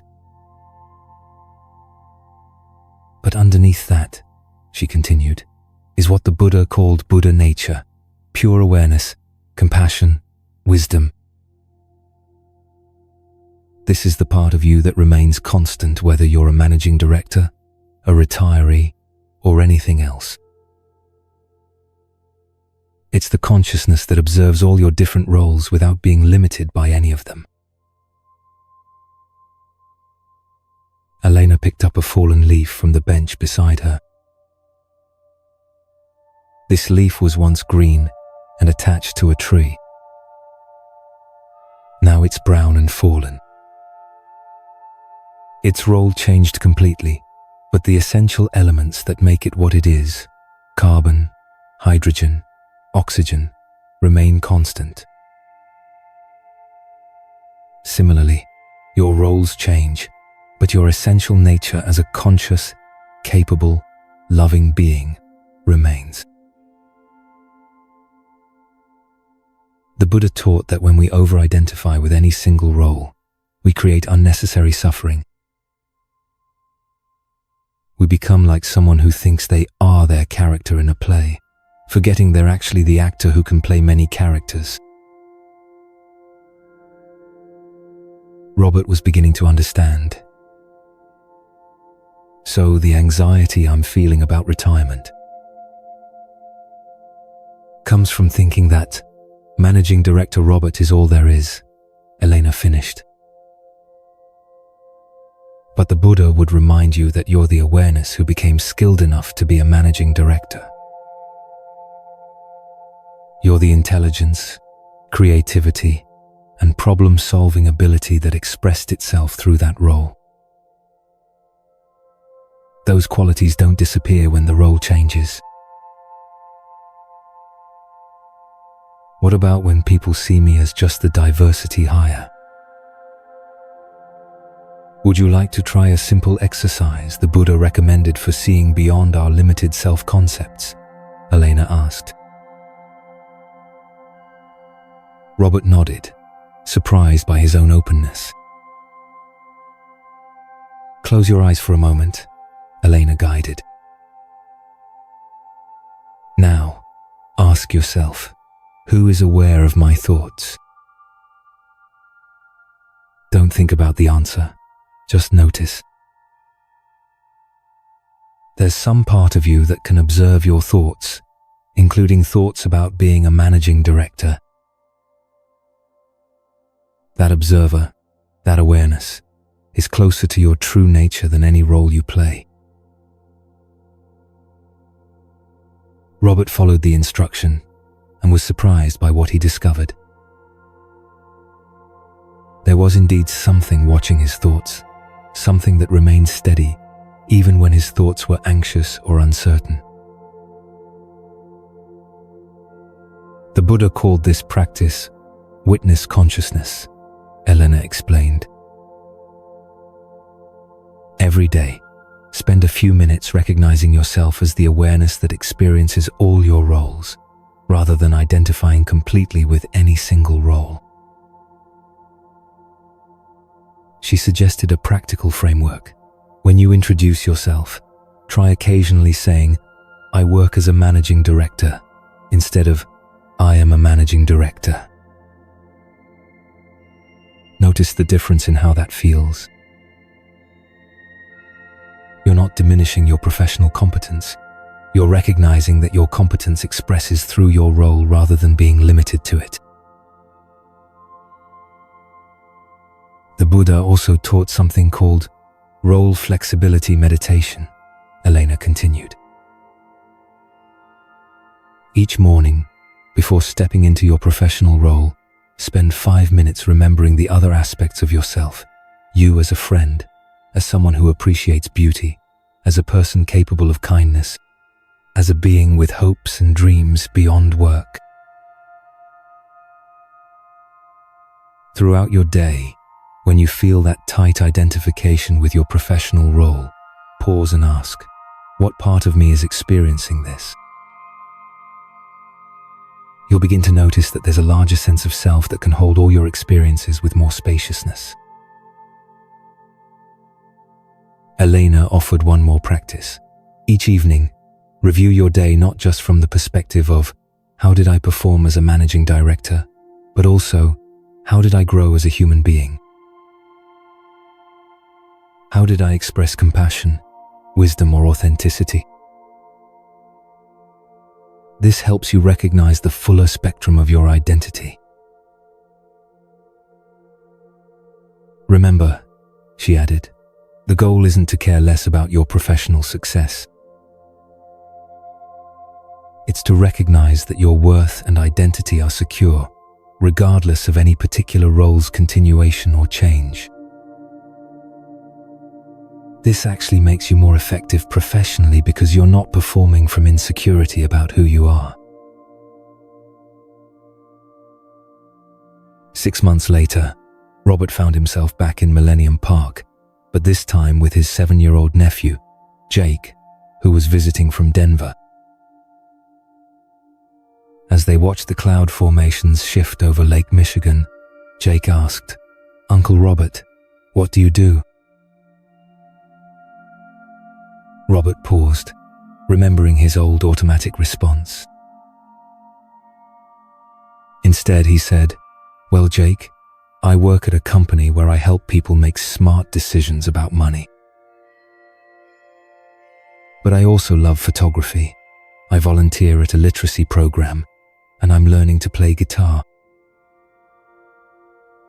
What about you? What do you love to do?"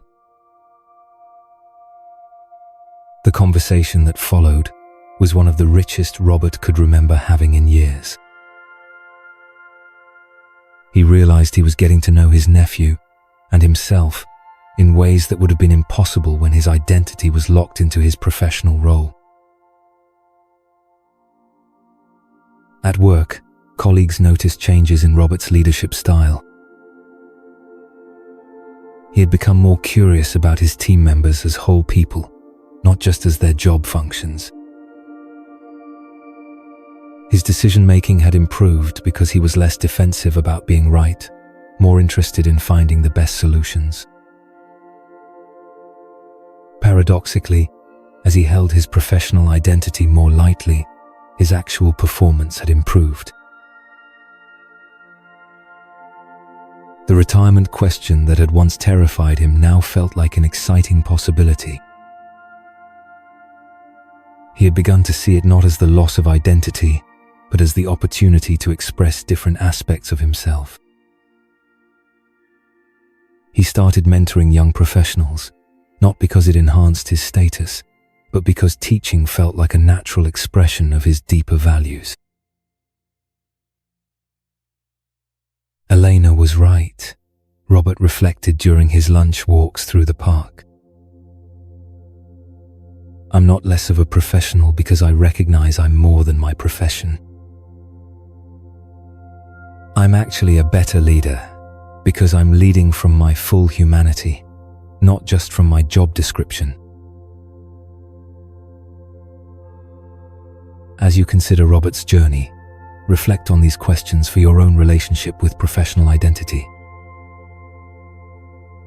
How much of your self-worth is tied to your current job title or professional status? What would remain if you stripped away your business cards, your office, your professional achievements?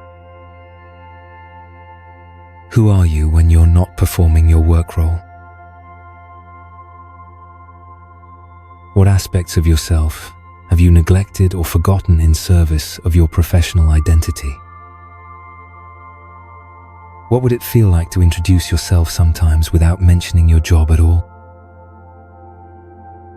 How might your leadership actually improve if you felt secure in your identity beyond your professional role? The Buddha taught, you are not your thoughts, you are not your emotions, you are not your roles. You are the awareness that experiences all of these. What would change in your daily experience if you truly embodied this understanding? Consider the liberation that comes with recognizing yourself as the spacious awareness that can play any role skillfully, rather than the cramped identity that believes it is the role. What new possibilities might open up in both your professional and personal life if you embraced this broader sense of who you are? Take a moment now to breathe deeply and ask yourself, what part of you is aware of reading these words right now? That awareness, steady, present, unlimited by any job title, that's closer to who you really are than any role you'll ever play.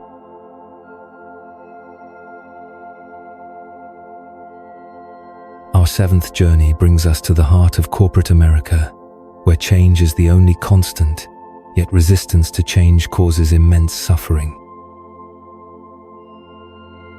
This is the story of Maya Patel, a 38-year-old operations director in Minneapolis, whose company merger forces her to confront one of Buddhism's most fundamental truths, the law of impermanence. In a conference room overlooking the Mississippi River, Maya would discover that embracing change, rather than fighting it, holds the key to both professional resilience and inner peace. Maya Patel had built her career on stability. As operations director for Midwest Manufacturing Solutions, she had spent 8 years creating systems, processes, and procedures that ran like clockwork. Her department was known throughout the company as the one place where everything functioned exactly as expected, where chaos was transformed into order, where the unpredictable became predictable. Maya took pride in this reputation. She had earned her MBA while working full-time, methodically climbing from operations analyst to director, through careful planning and flawless execution. Her corner office in downtown Minneapolis, with its view of the Stone Arch Bridge spanning the Mississippi, represented the culmination of years of strategic career moves. But on this grey October morning, Maya's carefully constructed world was about to be dismantled. The email that landed in her inbox at 7:15 a.m. contained news that would shatter every assumption she had about her professional future. Midwest Manufacturing was being acquired by a larger conglomerate based in Texas, and organizational restructuring would begin immediately. Maya stared at the message, her coffee growing cold as she read the corporate euphemisms that barely disguised the reality. Synergies, redundancies, right-sizing. Each word felt like a personal attack on the stability she had worked so hard to create. Her first instinct was to fight, to find ways to preserve what existed, to resist the inevitable changes that would sweep through her perfectly ordered domain. 2 weeks later, Maya found herself in Conference Room C on the 14th floor, attending what HR had diplomatically called a transition planning meeting. The room was filled with fellow directors and managers, all wearing the same expression of barely controlled anxiety that Maya felt churning in her own stomach. The meeting was being facilitated by Janet Williams, a change management consultant in her early 60s, who had been brought in to help navigate the merger. Janet had an unusual presence, calm and centered in a way that seemed almost incongruous with the corporate chaos surrounding them. "I know this is difficult," Janet began, her voice carrying a warmth that immediately distinguished her from the typical corporate consultants Maya had encountered. Change, especially unwanted change, challenges everything we think we know about security and control. As Janet spoke about organizational transitions, Maya found herself studying the woman more closely. There was something about her demeanor, a quality of acceptance without resignation, of engagement without desperation, that Maya couldn't identify but found herself drawn to. During the break, Maya approached Janet. "How do you stay so calm in situations like this? Don't you feel the stress of all this uncertainty?" Janet smiled, a knowing look in her eyes. "I do feel it, Maya. But I've learned something over the years that has changed how I relate to change itself. May I share it with you?" Maya nodded, though she wasn't sure why she was opening up to a stranger. "I practice something called Buddhist mindfulness," Janet said simply. "Not as a religion, but as a practical approach to life. And one of the most powerful teachings I've learned is about impermanence, The understanding that everything in life, including our jobs and organizations, is constantly changing. Maya felt a slight resistance. But isn't the goal to create stability? To build things that last? Of course we create structures and systems, Janet replied. I've spent my career helping organizations do exactly that. But the Buddha taught something profound. Our suffering doesn't come from change itself. It comes from our resistance to change, our attachment to keeping things exactly as they are. Janet gestured toward the window where the autumn leaves were falling from the trees along the Mississippi. Look at those trees. They don't resist losing their leaves. They don't suffer because summer is ending. They participate in the natural rhythm of change. And because they don't resist, they survive the winter and bloom again in spring. Something in Maya's chest loosened slightly. So you're saying I should just accept that everything I've built here might disappear? I'm saying that recognizing the temporary nature of all organizational structures can actually free you to engage more fully with what's happening now, Janet replied. The Buddha called this anicca, impermanence. It's not a sad truth, it's a liberating one.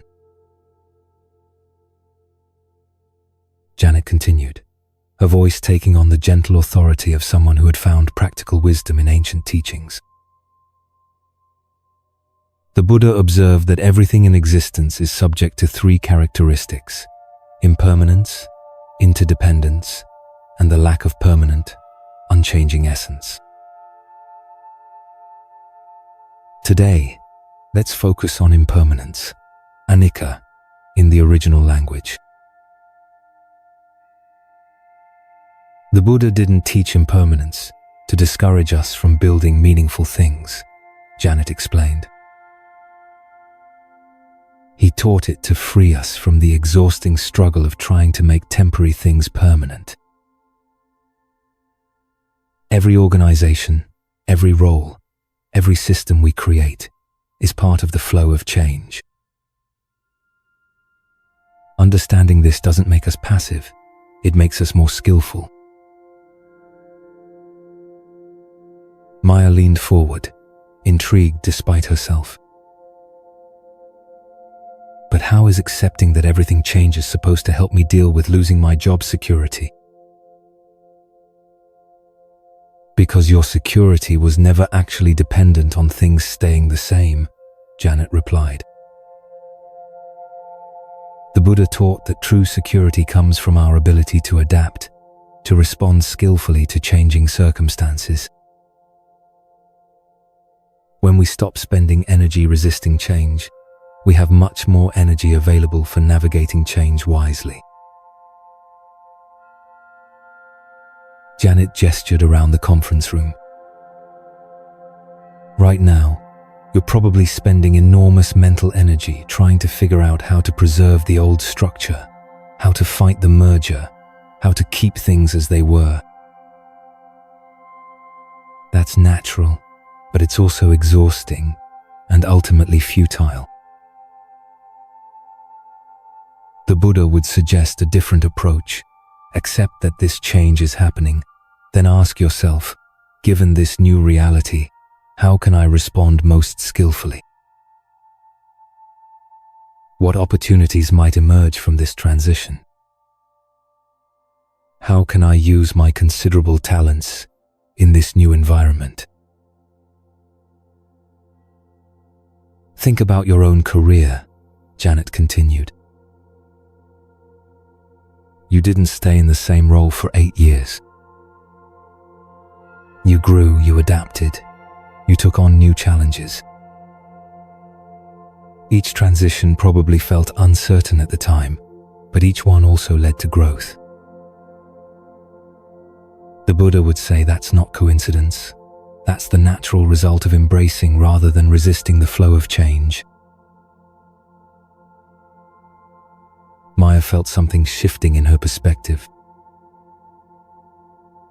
So impermanence isn't something to fear. The Buddha taught that impermanence is actually one of our greatest allies, Janet replied. It means that difficult situations don't last forever. It means that we're not stuck in any particular role or circumstance. It means that new possibilities are always emerging. When we truly understand impermanence, we can surf the waves of change rather than being crushed by them. Would you like to try a practice that can help you work with impermanence rather than against it? Janet asked. Maya nodded, feeling ready for something concrete. First, let's practice what the Buddha called impermanence meditation, Janet guided. Close your eyes and take 3 deep breaths. Now bring to mind this merger situation. Notice any tension, any resistance in your body. The Buddha taught that this tension comes from trying to stop the flow of change. Now imagine yourself as a skilled river guide navigating rapids. You don't try to stop the river or make it flow backward. Instead, you read the current, anticipate the rocks, and use your skill to navigate safely downstream. This merger is like a set of rapids in your career river. Maya followed the visualization and felt her shoulders relaxing. The Buddha taught a daily practice for embracing impermanence, Janet continued. Each morning, before checking your email or diving into the day's challenges, spend 5 minutes reflecting on 3 simple truths. This situation is temporary. I have navigated change successfully before. New possibilities are emerging. When you feel overwhelmed by uncertainty, remember what the Buddha called the 3 refuges in a business context. Take refuge in your skills. They transfer. Take refuge in your relationships. They often outlast organizational changes. And take refuge in your ability to learn and adapt. It's your greatest asset. Janet suggested a specific technique for meetings like this one. Practice impermanence awareness throughout organizational changes. Instead of asking, how can I prevent this change? Ask, how can I learn from this change? What skills might I develop? What new connections might I make? What opportunities might emerge that I can't see yet? The Buddha also taught something called letting go meditation, Janet explained.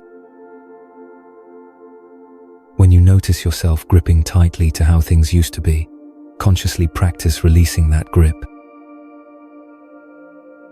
Not because you don't care, but because holding tightly prevents you from seeing new possibilities.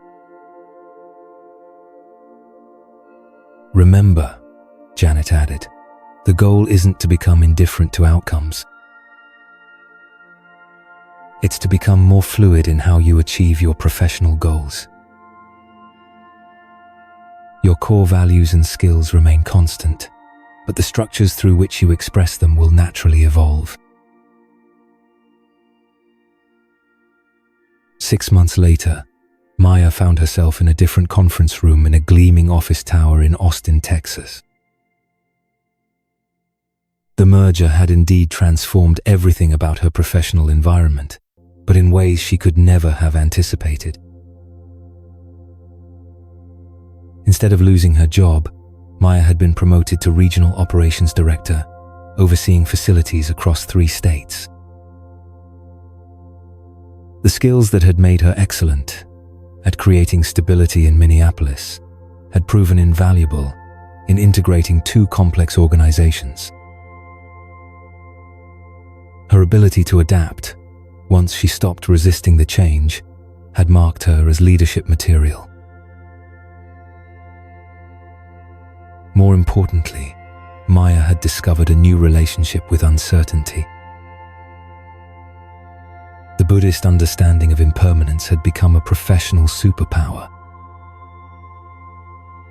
While colleagues struggled with ongoing organizational adjustments, Maya found herself energized by change, seeing each shift as an opportunity to apply her skills in new ways. She had started each day with Janet's impermanence practice, reminding herself that whatever challenges arose would be temporary, and that her ability to navigate change was her greatest professional asset. She no longer built systems designed to resist change, but rather created flexible processes that could evolve with organizational needs. Janet was right, Maya reflected, looking out at the Austin skyline. Fighting impermanence was exhausting. Embracing it is actually liberating. I'm not less secure because I accept that things change. I'm more secure because I know I can handle whatever changes come.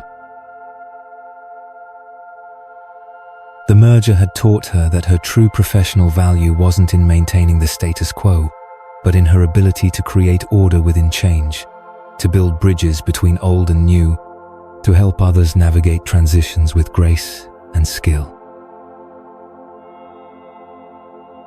As you consider Maya's journey from resistance to acceptance, reflect on these questions about your own relationship with change. What changes in your professional life are you currently resisting? How much energy are you spending trying to keep things exactly as they are? What opportunities might you be missing because you're focused on preserving the past rather than embracing the future? How might your effectiveness actually increase if you accepted that change is not only inevitable but potentially beneficial? What would it feel like to approach organizational transitions with curiosity rather than fear? What new possibilities might emerge if you stopped fighting the flow of change and started navigating it skillfully? The Buddha taught, nothing is permanent except change. What would shift in your daily experience if you truly embraced this wisdom? How might accepting impermanence actually provide the security you've been seeking through trying to control outcomes? Consider the profound freedom that comes with recognizing that your worth and capabilities aren't dependent on any particular organizational structure remaining unchanged.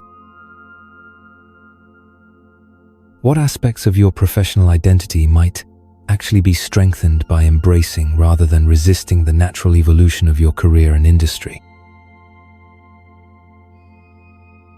Take a moment now to breathe deeply and ask yourself, what would you do differently tomorrow if you truly believed that change is not your enemy, but your opportunity to demonstrate the full range of your professional capabilities?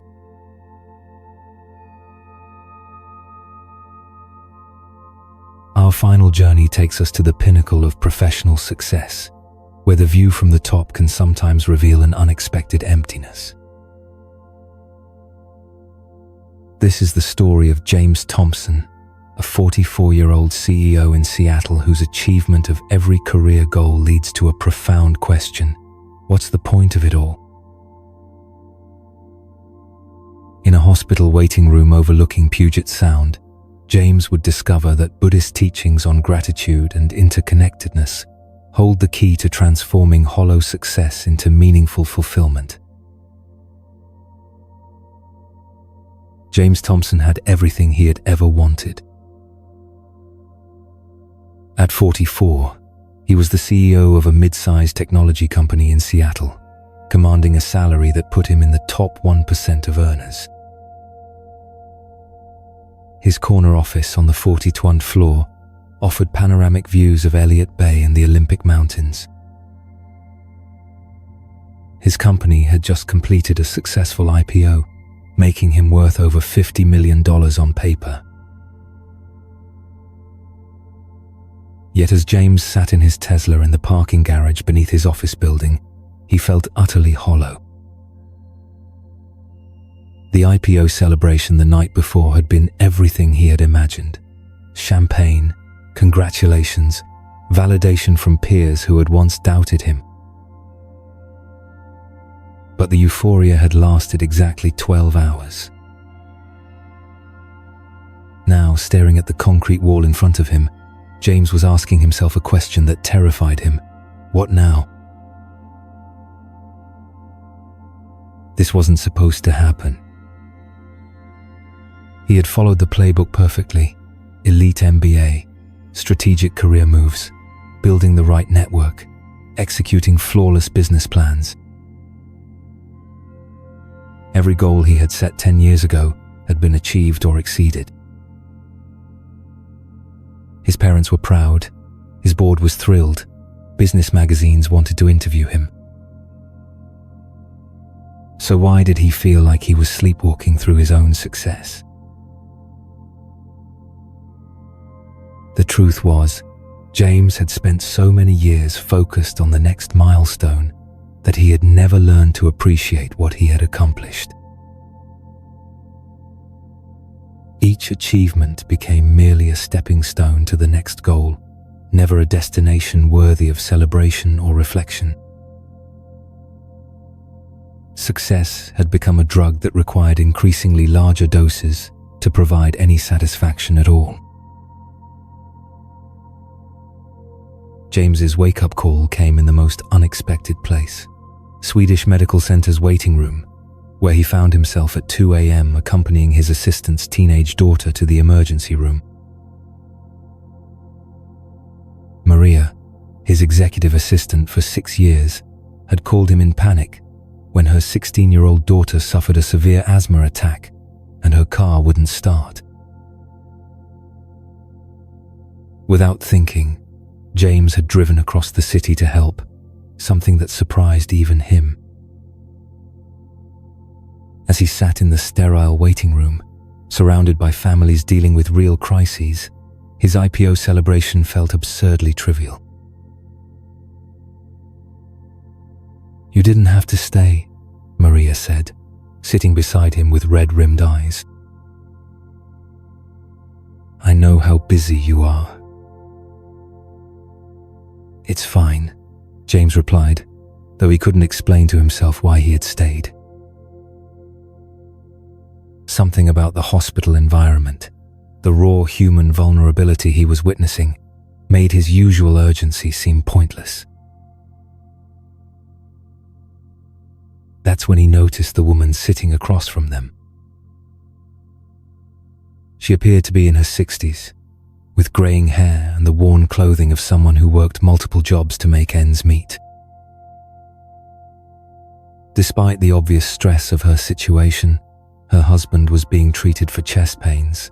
She radiated a quality that James couldn't identify, but found himself drawn to. When her husband was finally discharged with good news, James watched her embrace the doctor with tears of genuine gratitude. "Thank you," she said simply. "Thank you for everything." During the long wait, she had spoken quietly with other families, offering comfort to a mother with a sick child, sharing her phone charger with an elderly man. She seemed to find small moments of connection and appreciation even in this place of worry and fear. As James and Maria finally left the hospital, he found himself approaching the woman in the parking lot. "Excuse me," he said awkwardly. "I just wanted to say, I noticed how kind you were to everyone tonight." How do you stay so positive in a place like this? The woman, who introduced herself as Grace, smiled warmly. Oh, honey, I learned a long time ago that if you're looking for reasons to be grateful, you'll find them anywhere. Even in a hospital waiting room. James was taken aback by her response. But surely this is stressful for you. Your husband's health, all this uncertainty. Of course it's stressful, Grace replied. But I've been practicing something for 20 years that changed how I see everything. I study Buddhist teachings about gratitude and interconnectedness.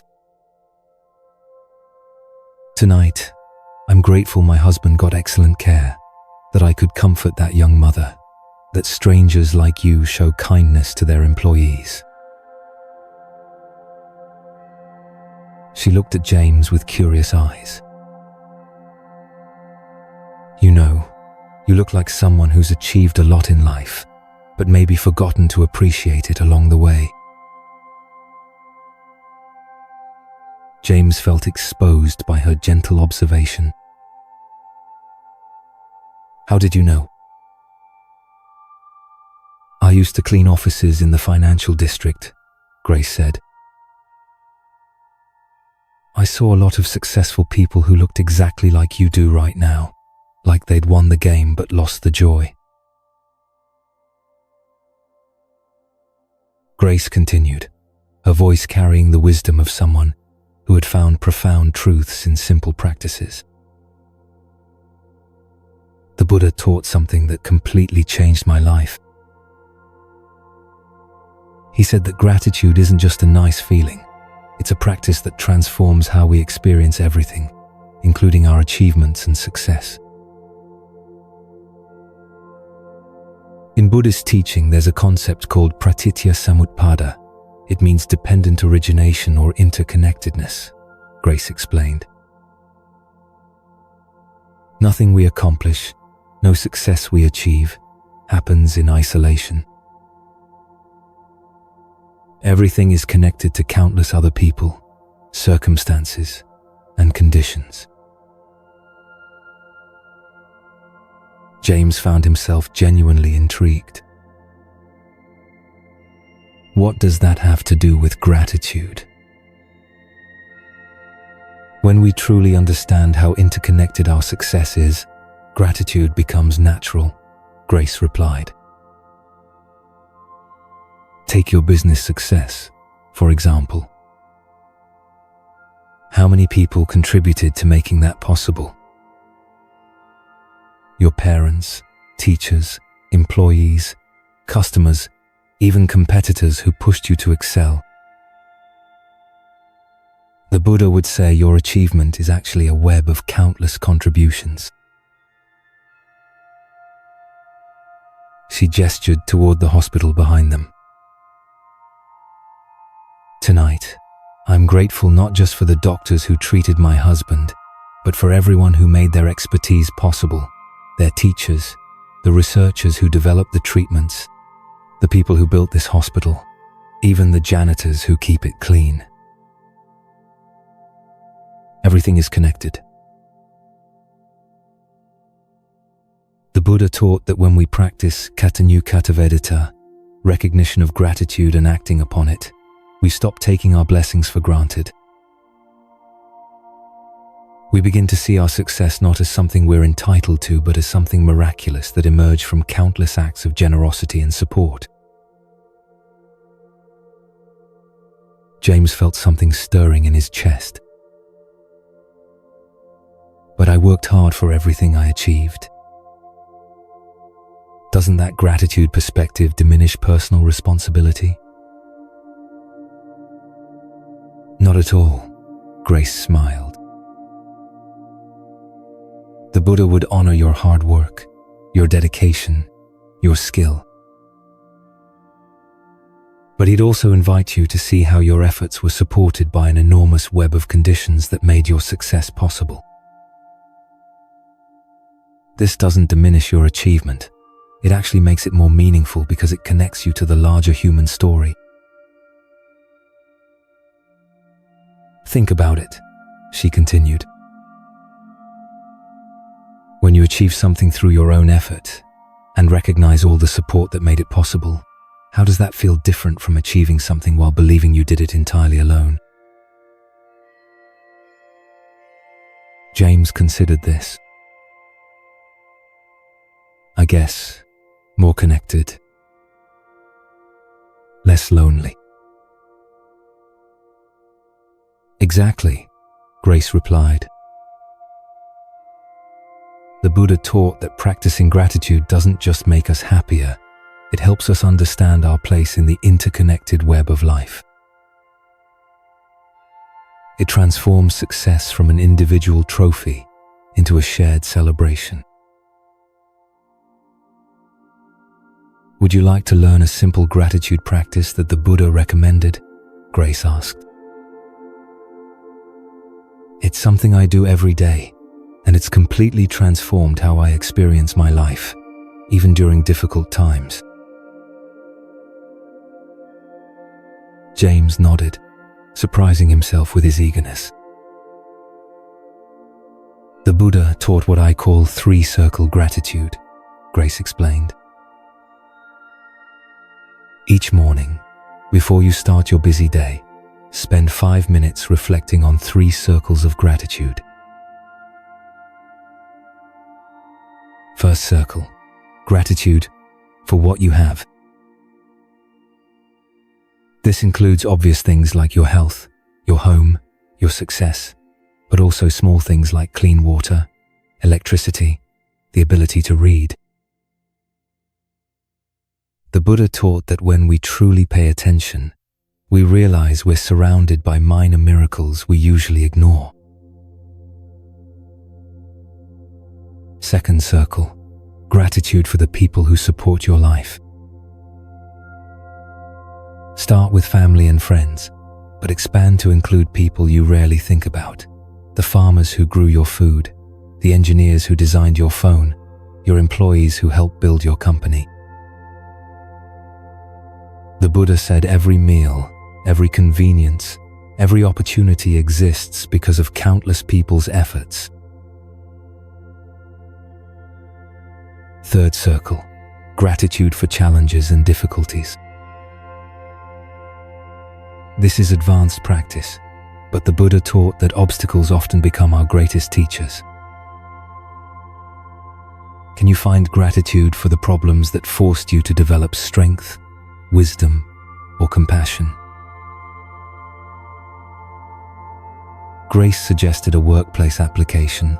During your business day, practice gratitude pausing. Before important meetings or decisions, take 30 seconds to acknowledge one thing you're grateful for related to that situation. Maybe it's grateful for the team you work with, the opportunity to solve interesting problems, or even the challenge that's forcing you to grow. The Buddha also taught interconnection meditation, Grace continued. When you achieve something significant, spend a few minutes tracing backwards to identify at least 10 people or conditions that contributed to that success. This isn't about diminishing your role, it's about recognizing the beautiful web of support that makes all achievement possible.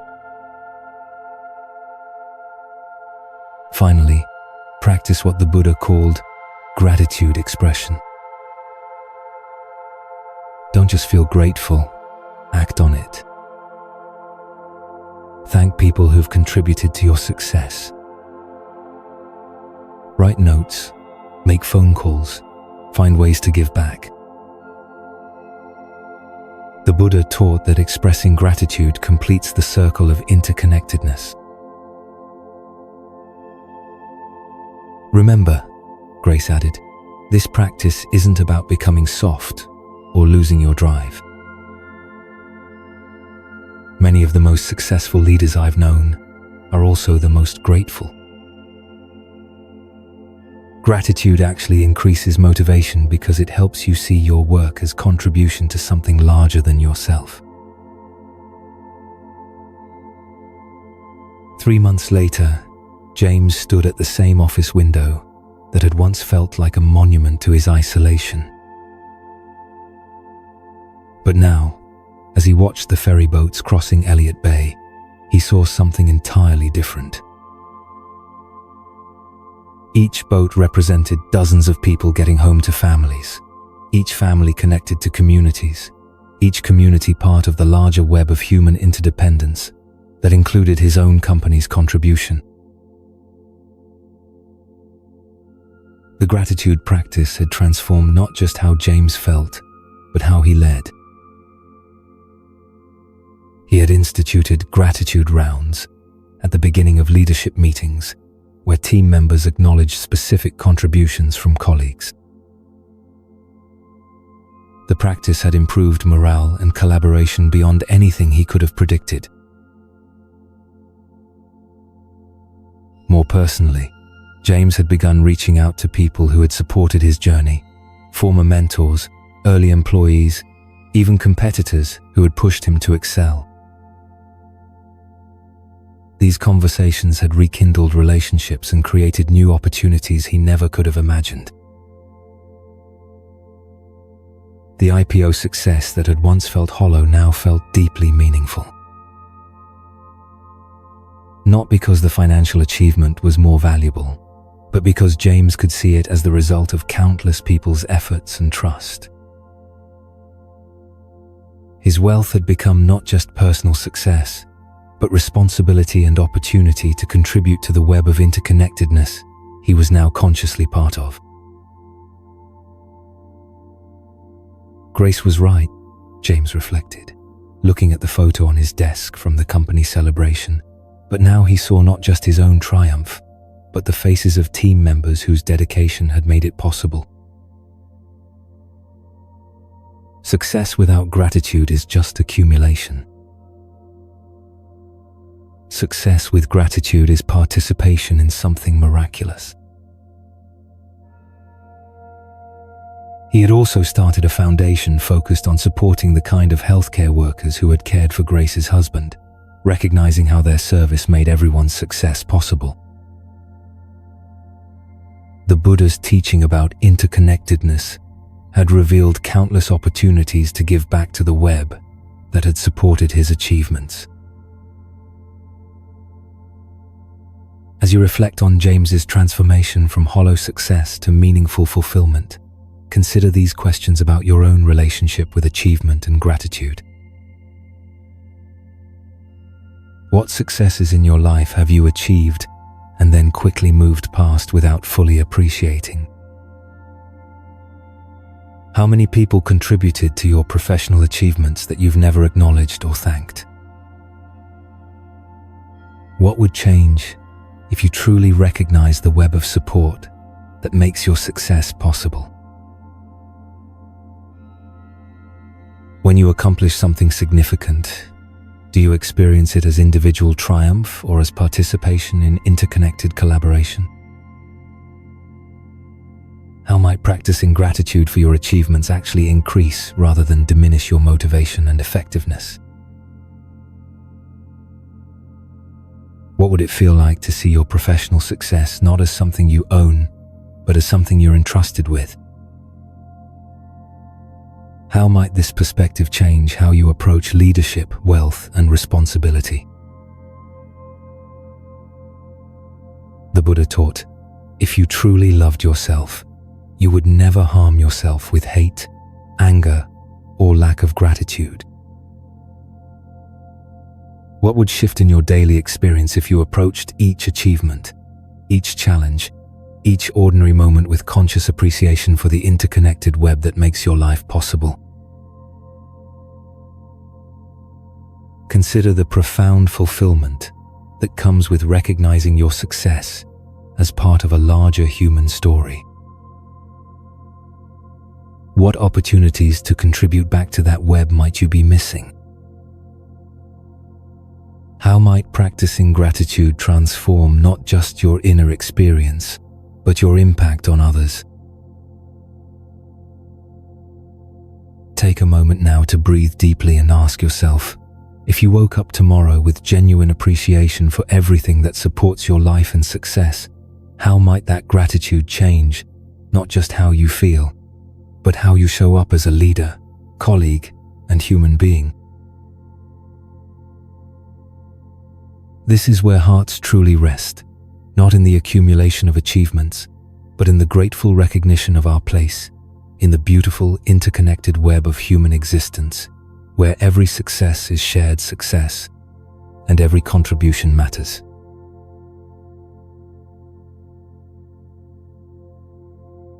As we reach the end of our journey together, take a moment to breathe deeply and reflect on the 8 profound transformations we've witnessed. From Sarah's smartphone awakening in Boston to James's gratitude discovery in Seattle, we've traveled across America and deep into the human heart, discovering that ancient Buddhist wisdom holds remarkably practical keys for modern executive challenges. Each story we've shared represents not just individual transformation, but a universal truth about finding peace within professional success. Sarah taught us that mindfulness isn't about rejecting technology, but about reclaiming our conscious presence in a digital age. Her journey from notification slavery to mindful awareness shows us that true productivity flows from inner stillness, not external stimulation. Marcus revealed that the imposter syndrome plaguing so many high achievers dissolves when we recognize our inherent Buddha nature, that core worthiness that exists independent of any performance metric or professional validation. His boardroom breakthrough reminds us that authentic confidence comes not from proving ourselves worthy, but from remembering that we already are.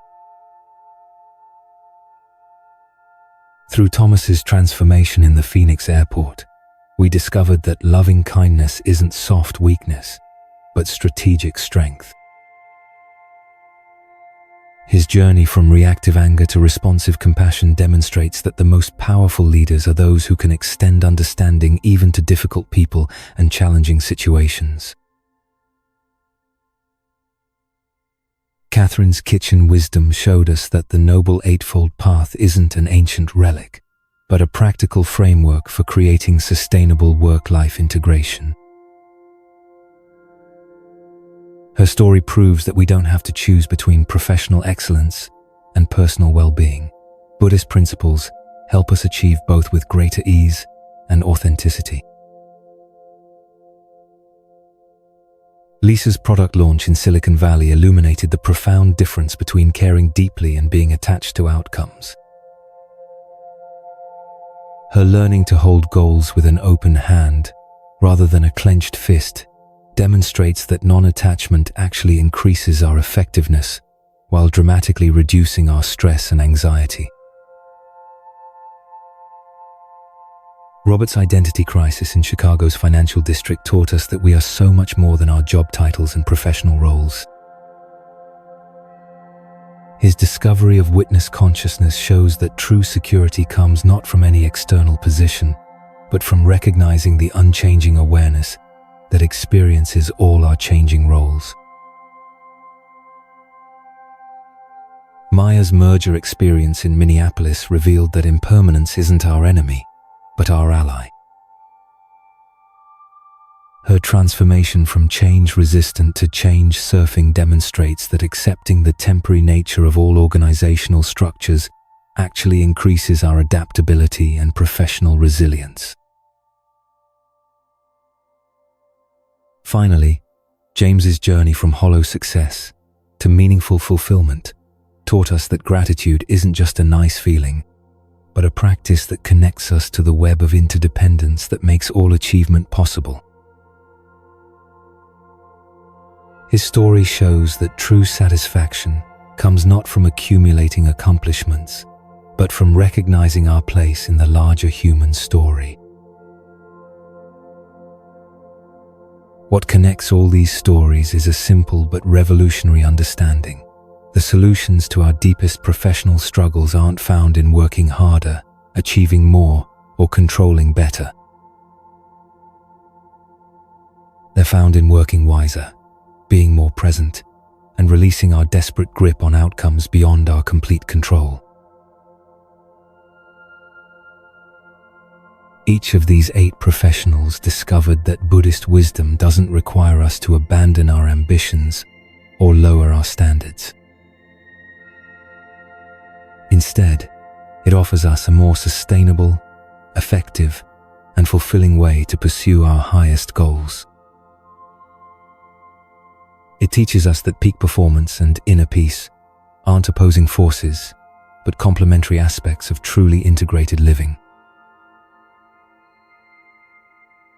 The Buddha's teachings, filtered through contemporary American professional contexts, reveal a profound truth.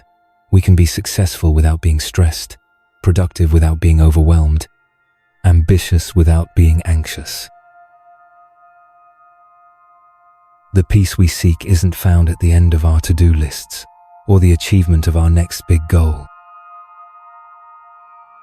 It's available right here, right now, in this moment of conscious awareness. As you reflect on these 8 journeys, notice which stories resonated most deeply with your own experience. Which teachings feel most immediately relevant to your current professional challenges? The beauty of Buddhist wisdom is that it meets us exactly where we are, offering practical guidance for whatever struggles we're facing. Remember that transformation doesn't require dramatic life changes or abandoning your professional ambitions. It requires small, consistent shifts in awareness and practice. Each story we've shared offers specific tools you can implement immediately, from Sarah's mindful technology use to James's gratitude practices. Now, as we prepare to rest, let me share one final teaching that weaves together all the wisdom we've explored tonight. This comes from the Buddha's most fundamental insight about the nature of peace and where hearts truly find their rest. The Buddha taught that all suffering, including the professional anxiety that may have brought you to this moment, stems from what he called tanha, literally thirst or craving. This isn't the healthy desire to create, contribute, and achieve meaningful goals. It's the desperate grasping that comes from believing our peace depends on external circumstances being exactly as we want them. In our professional lives, this thirst manifests as the constant feeling that we're not quite enough as we are, that peace and satisfaction are always one achievement away. It's the voice that says, "I'll finally relax when I get the promotion, close the deal, finish the project, solve the problem, gain the recognition." But the Buddha observed something profound. This type of conditional peace never actually arrives because the conditions keep changing. The revolutionary teaching the Buddha offered, and that each of our 8 stories illustrates, is that unconditional peace, what he called nirvana, isn't found by fulfilling all our desires, but by understanding the nature of desire itself. When we stop depending on external circumstances for our inner state, we discover a peace that's available regardless of what's happening in our careers. This doesn't mean becoming passive or unmotivated. The Buddha distinguished between skillful desire and unskillful craving. Skillful desire motivates us to contribute our talents, serve others, and create positive change. Unskillful craving makes us desperate, anxious, and never satisfied regardless of what we achieve. Each of our 8 professionals discovered this distinction. Sarah learned to desire meaningful productivity without craving constant stimulation. Marcus learned to desire professional excellence without craving external validation of his worth. Thomas learned to desire effective leadership without craving control over others' responses. Catherine learned to desire career success without craving the sacrifice of personal well-being. Lisa learned to desire product success without craving perfect control over outcomes. Robert learned to desire professional contribution without craving identity validation through job titles. Maya learned to desire organizational effectiveness without craving unchanging stability. James learned to desire meaningful achievement without craving isolated individual triumph. The Buddha called this balance the middle way, neither suppressing our natural drive to contribute and achieve, nor being enslaved by desperate attachment to specific outcomes. It's the path of engaged action without anxious attachment, of caring deeply without suffering needlessly. This middle way approach to professional life transforms everything. When we're no longer dependent on external validation for our sense of worth, we make better decisions. When we're not desperate for specific outcomes, we respond more creatively to challenges. When we're not driven by fear of failure, we take more skillful risks. When we're not attached to being right, we collaborate more effectively. The Buddha taught that this transformation happens through what he called right understanding, seeing clearly how things actually work rather than how we wish they worked. Understanding that everything changes, that we're interconnected, that our worth isn't dependent on our performance, that peace comes from within rather than from external circumstances. But right understanding alone isn't enough. The Buddha emphasized that wisdom must be embodied through practice. This is why each of our stories included specific tools and techniques. Buddhist wisdom becomes transformative only when it's lived, not just understood intellectually. The ultimate teaching the Buddha offered is breathtakingly simple. The peace you seek is already here. Not hidden somewhere you have to earn through enough achievement or find through enough searching, but present in this very moment of aware presence. Your heart's rest isn't conditional on anything external changing. It's available now, in the simple recognition of your own conscious awareness. This awareness, this capacity to be present, to observe thoughts and emotions without being overwhelmed by them, to respond rather than react. This is your Buddha nature. It's not something you develop or achieve. It's something you recognize and return to, again and again, throughout your busy professional life. The 8 stories we've shared are really one story told 8 different ways. The story of recognizing that what you seek is already here, that who you truly are is already enough, that the peace you long for is your natural state when you stop looking for it everywhere except where you actually are. Now, as we conclude this journey together, allow yourself to settle into complete rest. Whether you're listening from your bed, a comfortable chair, or wherever you've chosen to receive these teachings, give yourself permission to let go completely. The work of learning is done. Now is the time for integration and deep rest. Begin by taking 3 slow, conscious breaths. With each exhale, release any lingering tension from the day's challenges. Feel your body settling deeper into whatever surface supports you.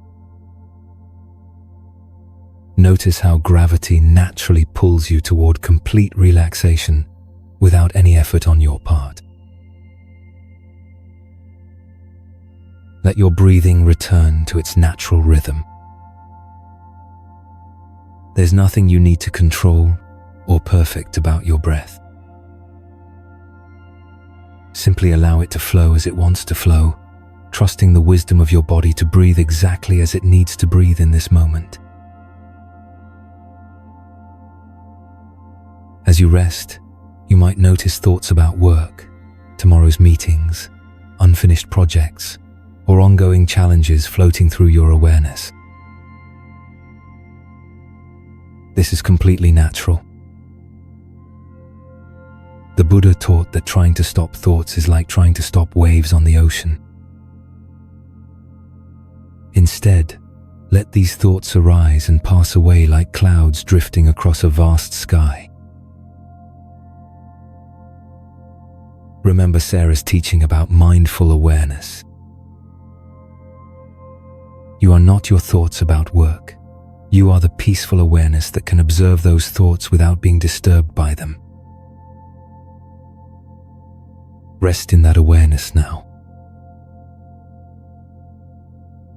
If concerns about your professional worth or capabilities arise, remember Marcus's discovery of Buddha nature. Your fundamental okayness doesn't depend on tomorrow's performance or yesterday's mistakes. Rest in that inherent worthiness now. If any irritation or frustration surfaces, remember Thomas's lesson about loving kindness. Extend that same compassion to yourself that you're learning to offer others. Rest in that gentle self-acceptance now. Should you notice any tension about work-life balance, remember Catherine's wisdom about the middle way. There's nothing you need to fix or perfect right now. Rest in that natural balance now.